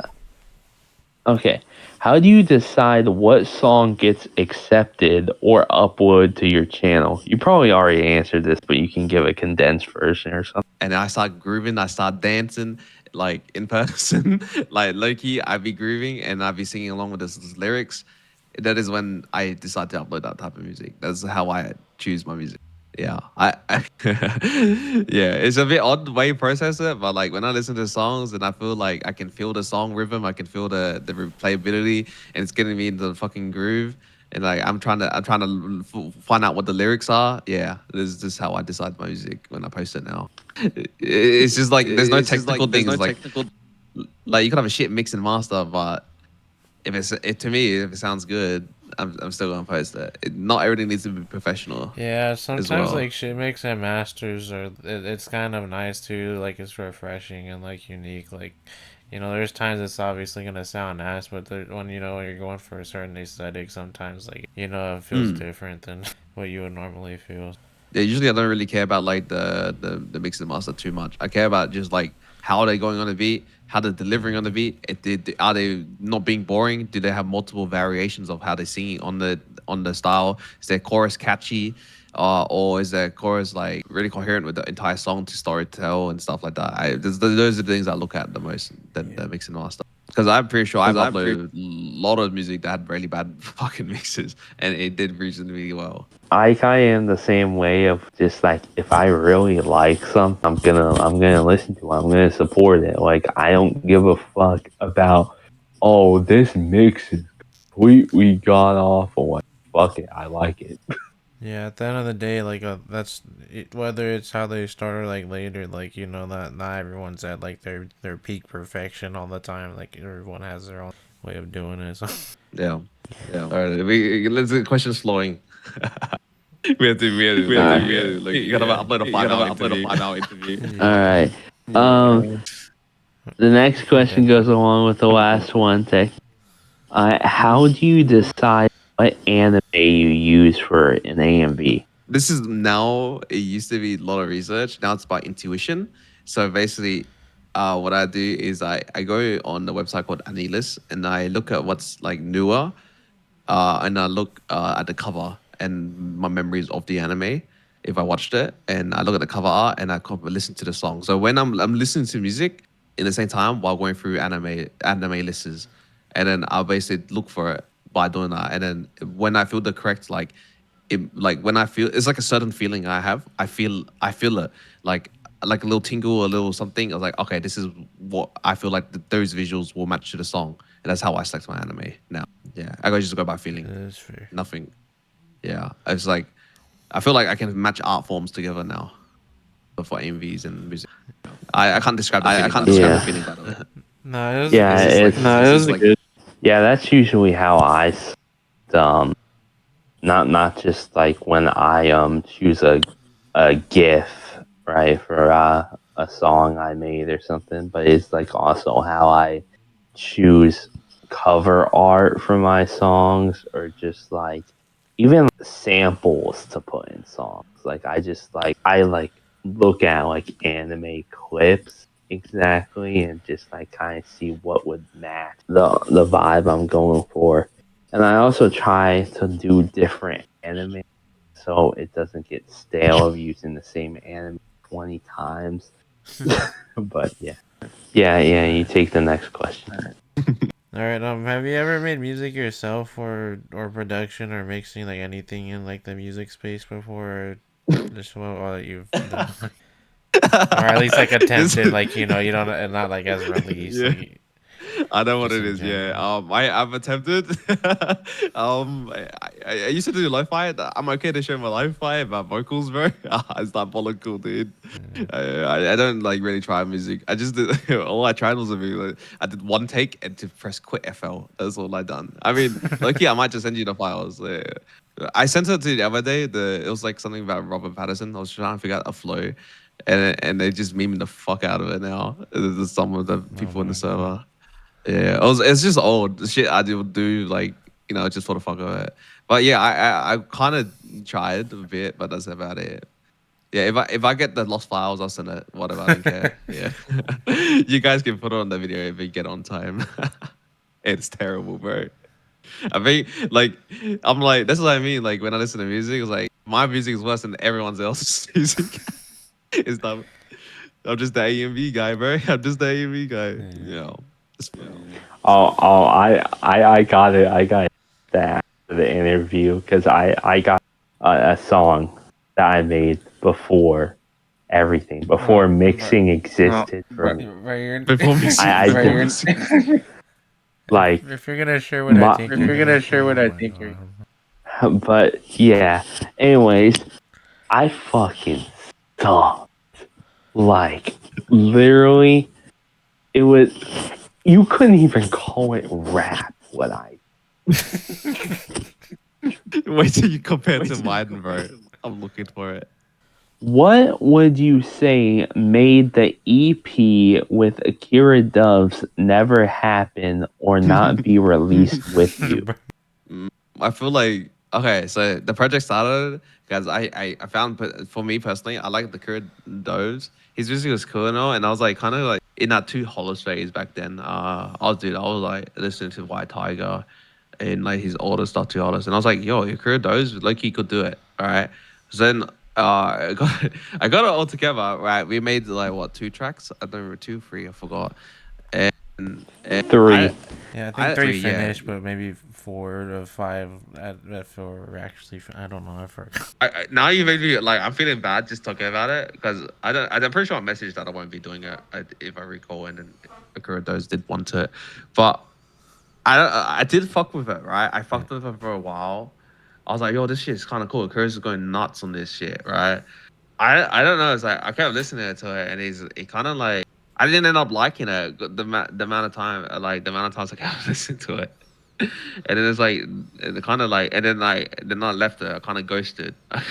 My bad, I ghosted. Yeah. I left it for a while, and then I came back to it to see maybe I can post it, and I kind of like decided I don't want to post it anymore because I started doing like way different music on the channel, and I feel like That's maybe we could revisit it. I'm down to revisit it. Okay, tell Akira I'm down to revisit it if yeah. he's not doing I shoegaze think him anymore. and Nate released like a couple of it from what I remember. Like I'm not sure if they were scrapped or like Yeah, what. there was like a three he Oh, eventually he released it. released Okay. uh released because like I get that way sometimes. Like if something doesn't work out, I usually just either finish it and then can Yeah, release it I'm glad they because released like it. Yeah, like it wasn't the full but yeah, project, but I know that they still put it out. I think like him and Nate two yeah, times. it and it was like it was an interesting era because you know like just being friends with him and then hearing like, oh he's gonna do a project with Biteki. That sounds cool as fuck. So I was super high, but So yeah, yeah, I kind of realized it was a bad thing what I done. Like I should have like be more like upfront about it, which I aim to do now from the next direction I'm taking with the Yeah, I mean, brand. you didn't take it I'm just too gonna be more personally or like anything, from what I he know. didn't So take it's it. not like But yeah, I kind of like I learned a lot like over these past years, like what I wanted to do properly this time around. Like it's like everything was like a learning experience, but I being so young, I did like I just blew up, bro. Like everything was like all of this stuff. Like I still like learning. I don't even know how splits work, how anything worked. Like how music you meant to upload on Spotify. It was just like, all new to me, and I'm like it was overwhelming for the longest time. And I found like I all the mistakes I found, I think I can fix my mistakes now, moving forward with everyone that want to work with. And I'm like, if Akira does wants to come back and try and do something with me, I'm down if he's open for it as well. Yeah, which is do something. I guess you pretty much answered the next. yeah, you could skip it. Just which literally was just what made you want to do the EP in the first place. You literally answered that. What made me? Yeah, I literally feel like AkiraDoves has potential in some sort of way. That's why I went to him and trying to get that project started. Yeah, he's had a whole bunch of errors in his career as an artist. Like right now, he's kind of on like a techno wave of production. So I see that basically I did call it right. He has potential, and so he did something else, and he got those plays right. So I was kind of on a good call on that. Yeah, Yeah, Yeah, once you finish stuff, yeah, yeah. He always used to yeah, just he kind went of to push shoot stuff. So, Never Fall era of music, and then after that he switched to shoegaze, and now he's kind of doing like techno production shit. That's the thing. He always kind of like switches between it. He's kind of like, but he did change his account name on Spotify and shit because he still wants to keep like main account shoegaze because that's what really like got him and shit. so he's like still looking to like develop his brand image and what he wants to be. He's still in that yeah, part. Yeah, I don't like tying myself down to one style throughout different accounts. I just do whatever the fuck I want. I don't On your care thing, if it because blows if your up. fans fuck with you, fans fuck with you. yeah. Yeah, yeah. Yeah. Yeah, and plus more styles means I find shit that works better for me over time. And I learn a bunch of shit. It's just always a good thing for me. Um, all right. What made you decide to start the Biteki Volume album? Mm-hmm. So what made me start collective was because Satchel had his own stuff. So I was like, oh, I can do the same because I want to put my vision in and direction inside the project as well. And so that's why the collective stuff started. And they submit music for me, and I looked at the music. Oh, this is aligning with the album, the sound, the scene. This one album post, and over time, so with how the community one started was that over time the collective kind of like dissolved in a way. Everyone's egos were battling each other, and really no one was really working with each other anymore around the sixth volume, seven volume. So that happened. So I said, okay, I want just like community stuff, and I focus on the bigger picture this time. And that's how that came about. With I think I'm Geist helped me with the second one or the first one. Yeah, so I wanted to focus on a bigger picture instead of like selected artists this time for the collective stuff at that point, because I feel like the collective was still trying to figure out whatever was going on internally at that point in time. And then the community volume came about. I was looking to artists that already post on the channel that's outside of the collective, and we got that stuff together, something like that. And then I think volume 2 came out with I'm Geist. Geist helped me on the second one, and that was the biggest one. It didn't do that great though. Yeah, Only some songs. yeah. It had some. Ad I delivery. was that the one with heylog and geist on the song? Yeah, that was the craziest song I ever Yeah. heard. Yeah, that one. Yeah. I fucking love that song, and also I think autumndropsdead was on 2 of the songs too, or like I always wanted to. That Autumn Drops Dead, project. bro. He's so good, dude. Yeah. I really Yeah. like his lyric writing and everything. His lyrics writing is good. Yeah, Yeah. I fucking agree. He has like really beautiful meaning between like behind his fucking music. And like he's went through his own journey, recovering his voice after a Yeah, long time. Of because it makes sense that he had to go through that because like back when he first started, he was screaming his lungs out Yeah. every single track. Glad how Volume 2 came to be. And obviously, we'll get into Volume 3 in a specific question that came up soon. Volume 3 is cooked. I kind of delayed that one for too long. Okay, we can talk about that on the question.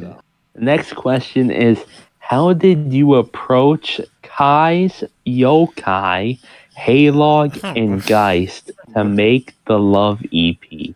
Ooh, where is it? Let me look for it. So with the Love EP, how I approached them. I think there was a set sound. We had one set sound, one track already established, and to set the mood for the entire thing. So, and I think we focused on more on the storytelling aspect this time. So I kind of Geist helped me on this one as well. I'm Geist.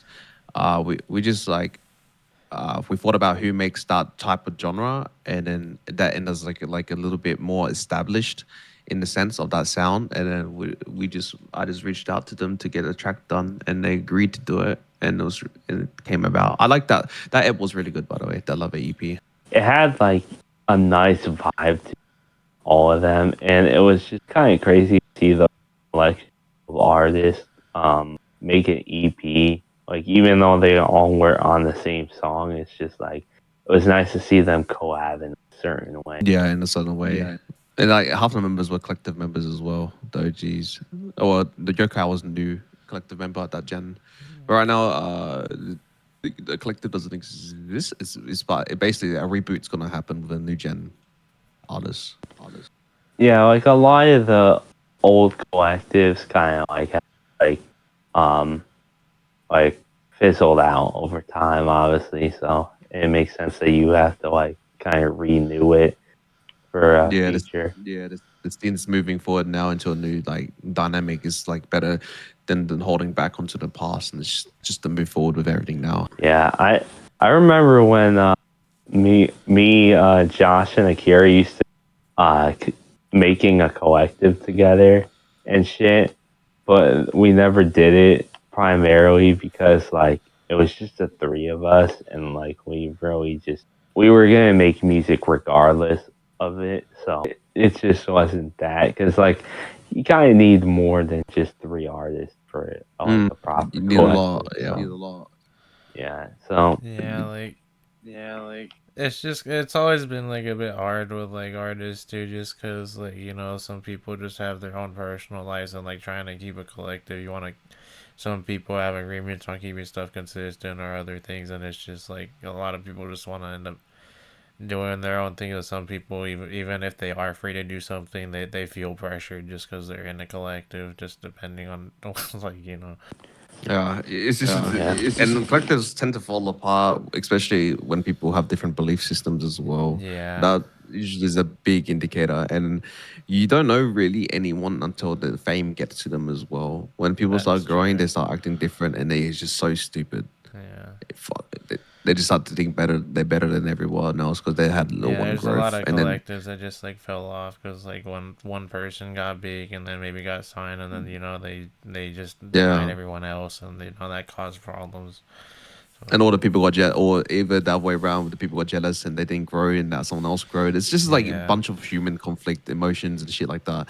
And I feel like if you have a really good leadership now, and like if you have a collective and you have a really good leadership, I think you can like mitigate most of those issues if you were done correctly. Yeah, Yeah. collectives are cool Yeah, though. collectives It's a little group trying to grow.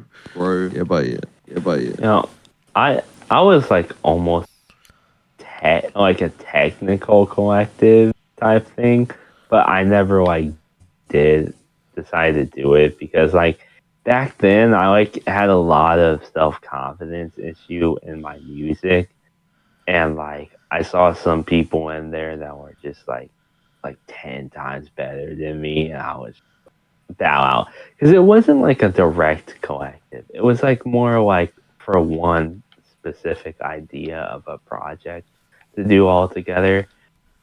For that one guy TGU server, like all of us had picked a beat and made like a subscriber album. Oh, I meant subscriber. So like the subs of his channel. Oh, okay. Oh, okay. Uh, I thought you meant sorry, paying sorry, members my like to view an album. I was like, what? my mic probably fucked it up or something. But yeah. Josh, will you do the honors of saying that? You want me to read my own question? I got you guys. Will there ever be a Biteki Volume 6 or the community volumes replacing the Biteki volume? Okay, so with this, that there is gonna be a volume 6 again. I'm going to get another one. I'm fucking promise the world that I'm gonna do this. I want volume 6 will come out, and the community stuff won't replace it. The community stuff is for contests. The Biteki record server. I'm gonna move the server though, but yeah, a community one will focus on community building, and basically I want to run everything through contests to get on those community albums. That is the focus on community albums. Biteki collective volumes are just the volumes, and that's where I want to only have my collective artists on, and I will continue them. And I'm figuring out my lineup currently for the actual collective volume.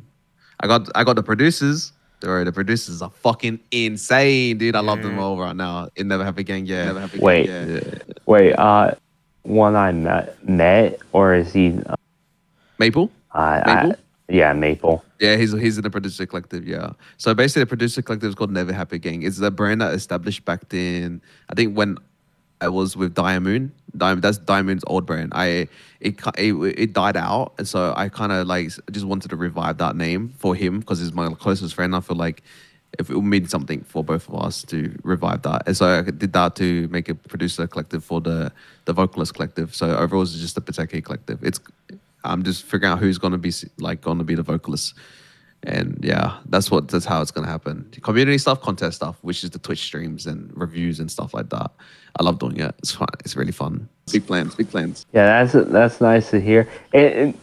It's also just like I don't know. For me, like it's very satisfying seeing new numbers added to something. I don't know what it is when it comes to There's dopamine, bro. There's dopamine. music. So like when I see part twos to fucking songs or like albums or whatever it be, it's just a dopamine hit for me. That's good. That's nice to hear. To be honest, it was like I didn't know people feel that way about how it goes. The numbers go up. It's like a thing to continue listening to, which is dope. Nice to hear about that. Yeah, it's like you made your own series, your own like movie series, but for music. I'm not really demotivated on the numbers. It's just like the way how everything went about was incorrect. That's why the numbers are pretty low on the latest volumes. But that's for me to fix, which it will be fixed on the next one. Yeah, what I like about numbers, in terms of like it going from like one, volume 2, volume 3, like is each volume has its own vibe. That's kind of what I like the way it is. Like there's always like a new vibe, new twist to it, so it keeps it fresh. Yeah, that is true. It's always a different atmosphere on each volume. It's like you can see the progression of sound as well from the first to the end. You know, that thing, some stuff. All right, so our next question is, what was the goal with Community Volume 3? The goal with this, so basically, like I said, it's a community volume 3. The goal was to do contests together. The contest did end, correct, with my music reviews and stuff. The problem was that it took too long to release, and it kind of shivered out. My overall goal was to build an actual proper community thing around musicians and small artists, and just release it maybe every quarter year. We do the community volumes, because I feel like it gives people a chance to get their music out there instead of me focus on just a subset of artists. I kind of just like I want to have a volume where I focus on the wide range of artists instead of the small group I would have. There's the focus on the community volume. The problem is like it took so long to release this time. This one especially is because I was waiting on some features of the "Please Say You Love Me" song. That one took really long to get out, so I kind of delayed everything because of that song. It took a year. Yeah, that was my problem. I learned a lot from this volume, and I know what I need to do properly next time around, and make sure it's going to be a successful release, and no one really forgot about it. Types thing. Yeah. Oh yeah, I did want to ask you something about the song. What was Kai's at? Because I saw him listed. Like, was he like a producer or a mixer? I think makes right. He was a mixer. Yeah, mixer. And I also got confused with Vict XRW and Kais. I thought Kais was on the song, and they sounded really similar. And I was like, oh wait, that's not him. Like when I was distributing it, and then yeah, he was just he helped deliver the final product, the mix, with me and Diamond. Yeah, I got confused with that big too, because I ain't gonna lie, I was paying close enough attention to the name. I almost thought it was the other Vic because I didn't see the extra letters. I just thought it was that one girl, Vic Molina. Oh, Vic Molina. Yeah. She has such Yeah, good I got so confused because that I was just confused about the whole song sometimes because like I could not fucking tell apart from certain people. That's how Lucky went to a cypher. Yeah, it's like 5 minutes long, so it was a good song. But- It was a good song. Oh, voice great. It was a good song to put together. It was fun. Look, I learned a lot. And why do I keep asking you why that song was diabolically hard to put together? But we got to put together with all the small artists. it felt like I was back in the day with when artists collab like this in the scene, it always brings me back to Whatever it takes. that Oh, was- that's such a fucking banger. When that shit released, it, I was like in uni. I was in uni, and I was like playing that shit 24/7. I love that song so much, man. Whatever it takes. You just bring it back. I'm listening to that today. Yeah. Yo, I know what's crazy about this song too. That Sewerperson and Residential are on. Honestly, yeah, their first collab. We gotta get a proper collab with them. Only two of them. I swear to God, that would sound so cool. Yeah. The last like cypher type song you did was I think the funeral on it. That one was and, like Sewerperson were on it. But I keep saying sometimes that like Sewerperson and funeral need to do an actual collab together. Like yeah, I agree. Sewerperson over one of funeral beats would be fucking crazy. Bro, you give me an idea. I might have to get this sorted out. But yeah, there were a lot of artists on this project that I really enjoyed hearing from. Some new and some I've already been established. I think the craziest one for me was it was a song with Avit and yeah, him. It was just crazy to hear them together because it's kind of they both can do that type of style together. Avit's been more of like the super crazy production lately, and like Bertway, he fucking does the more melodic stuff. Melodic, yeah. I think he did like some electronic stuff when he was first coming up and stuff.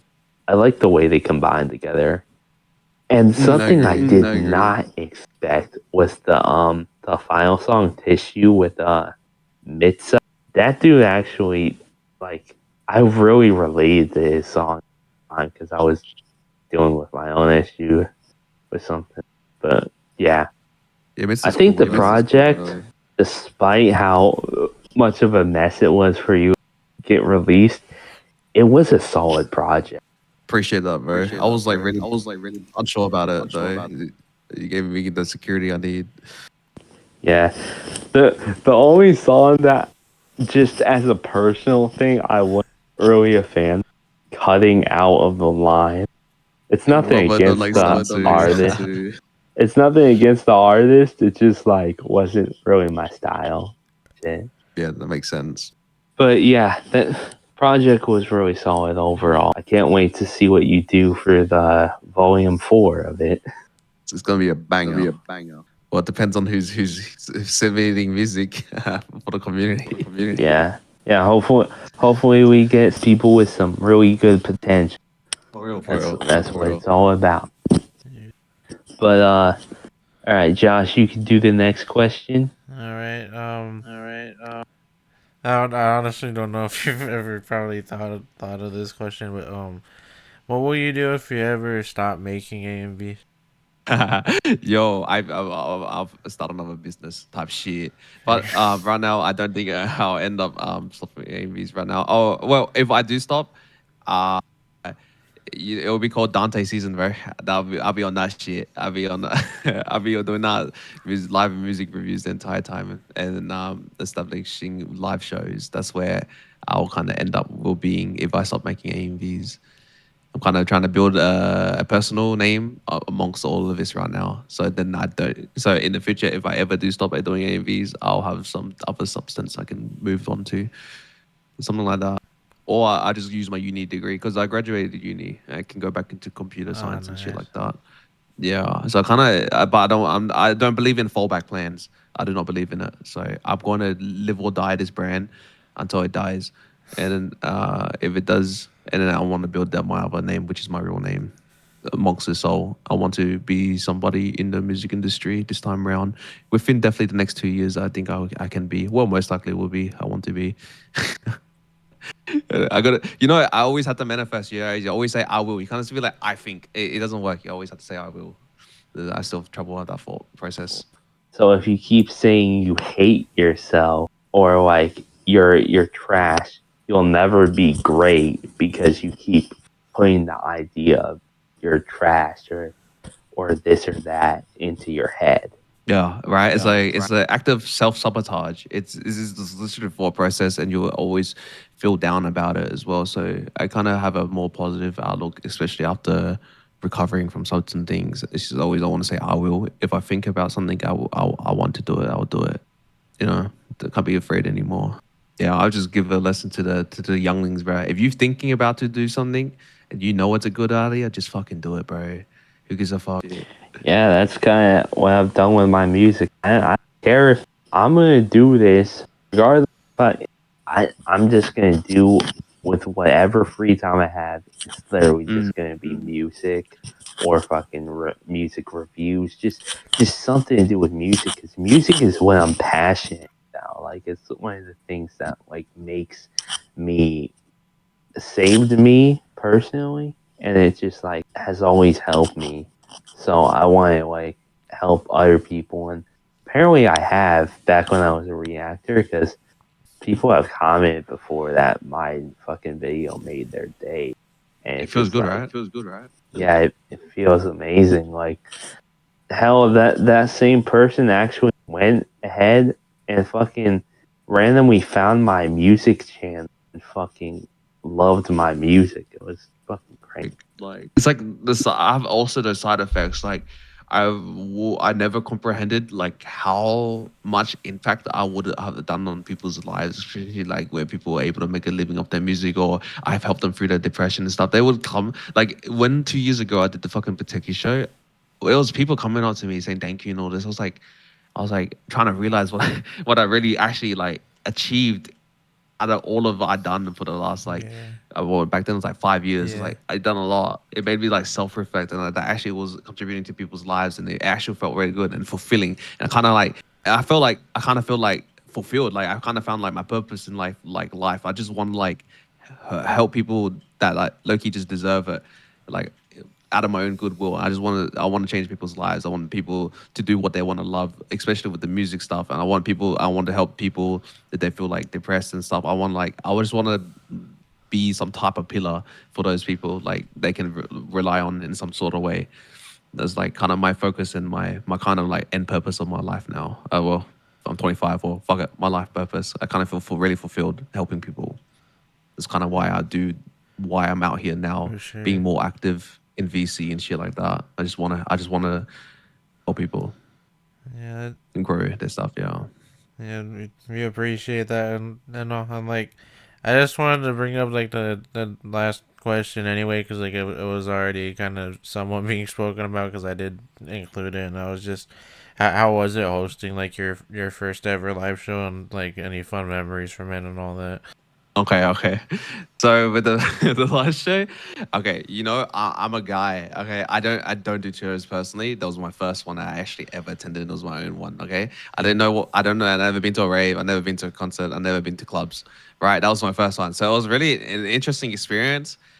Bro, it was right mad awkward because I was like Loki trying to dance in the first one. It was like an awkward, so I didn't start to. It was kind of fun.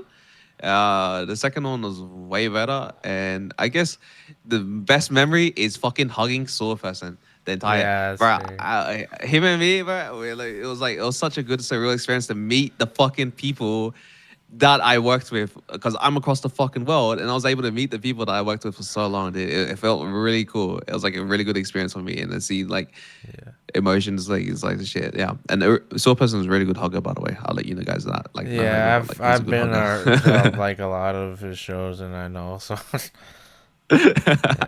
He's a great guy, bro. Chill, everything, dude. He does. I wish him the best with his career at all time, dude.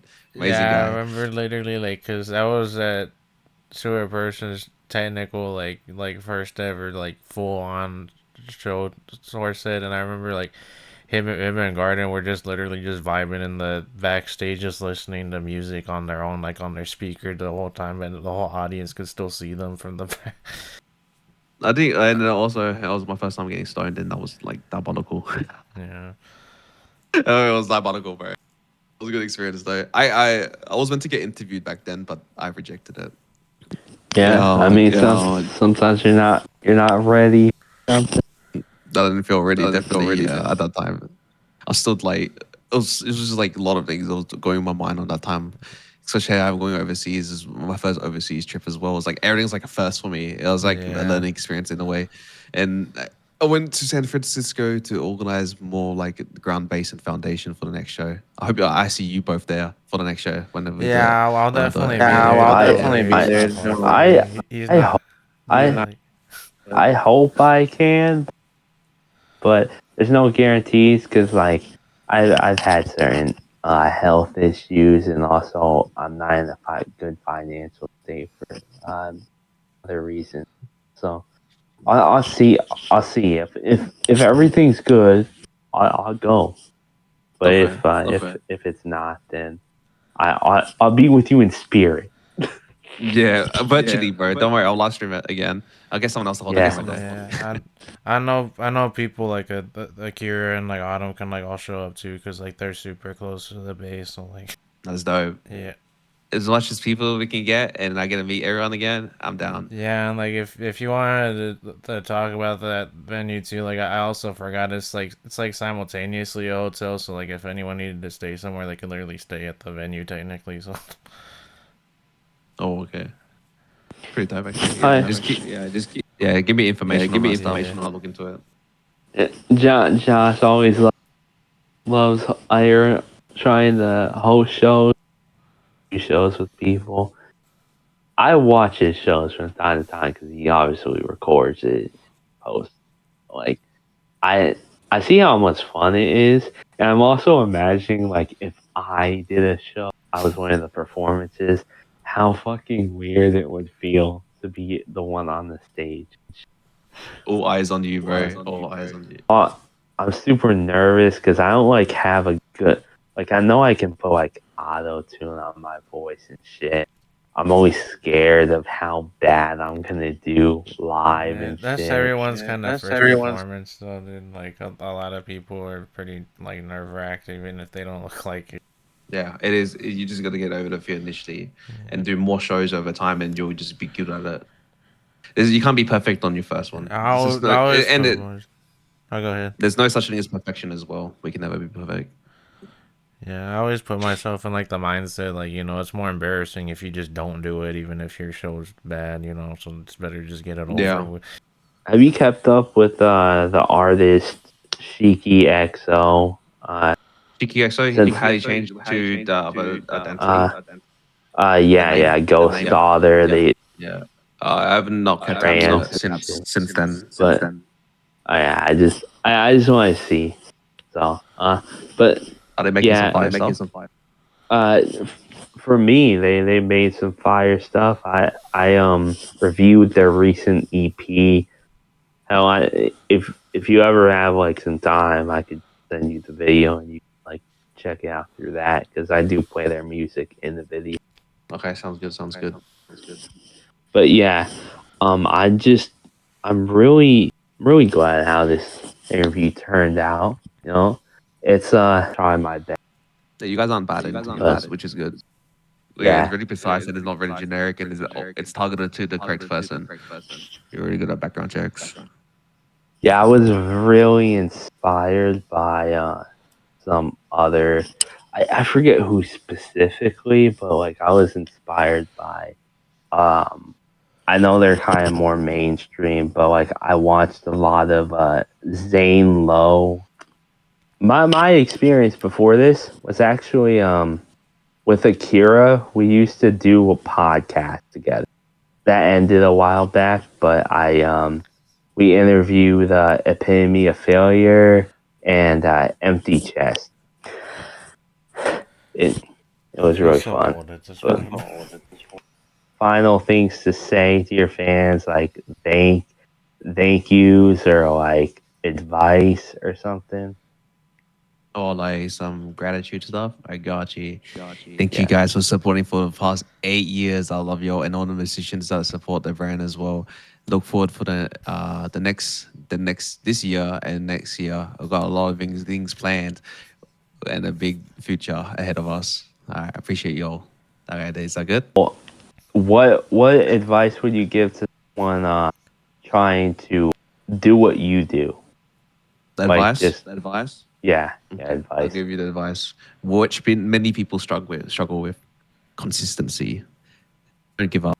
You'll get to the point where you will do really good if you don't give up. And don't be scared to talk to people. That's number one as well. Two things. Yeah. Don't be scared to talk to people. Try to build connections, and don't be a douchebag, and don't be a pedo, because I've seen pedos. And just stay consistent. Yeah. And that's like stay consistent on posting music. Yeah. That's the topics I can give you. The advice. Yeah. It definitely is hard to grow, but I'll get there. You just gotta get there. Yeah. Be consistent and be genuine. Just be you. Yeah. I'm sure a lot of people can do it. But yeah, thank you for joining us. Listen, Dante. Yeah, no worries, bro. Appreciate you guys having me on this interview. Yeah, gave me more like. I appreciate you two guys. Thanks for reaching out, eh? Yeah. That one general VC. I have to forget what you guys are talking about. Yeah. It's kind of crazy that I was like planning to just ask you in the DMs, and then just like you join the minute I fucking was about to ask. I was like, you guys are in Gen VC, so I'm gonna. Of course, I'm gonna go talk to you guys. This is how I am. At the time, fucking being a new person for me is always hard because of my social anxiety. So I was a bit shy to actually like directly join. But yeah. You did a good job. Don't worry. Anyways, to you guys, I want to thank you all for coming to watch. I'm sure even with the edits, this video is long as fuck. It will be timestamped. Don't worry. But I hope you guys enjoyed this interview. It will always remain like very special to me because I got to interview someone that has helped me throughout the years of being in the scene and shit. Like even though I didn't directly meet him till now, it was always like nice to like connect, but not like directly connect. Just connect through what they make. Hype shit. Yeah. Anyways, Josh, you got anything left to say? I'll just say the same thing. Kind of thank you for watching. I appreciate all y'all. I appreciate Biteki for being on here. And yeah, I don't I don't know. Everything was already kind of covered.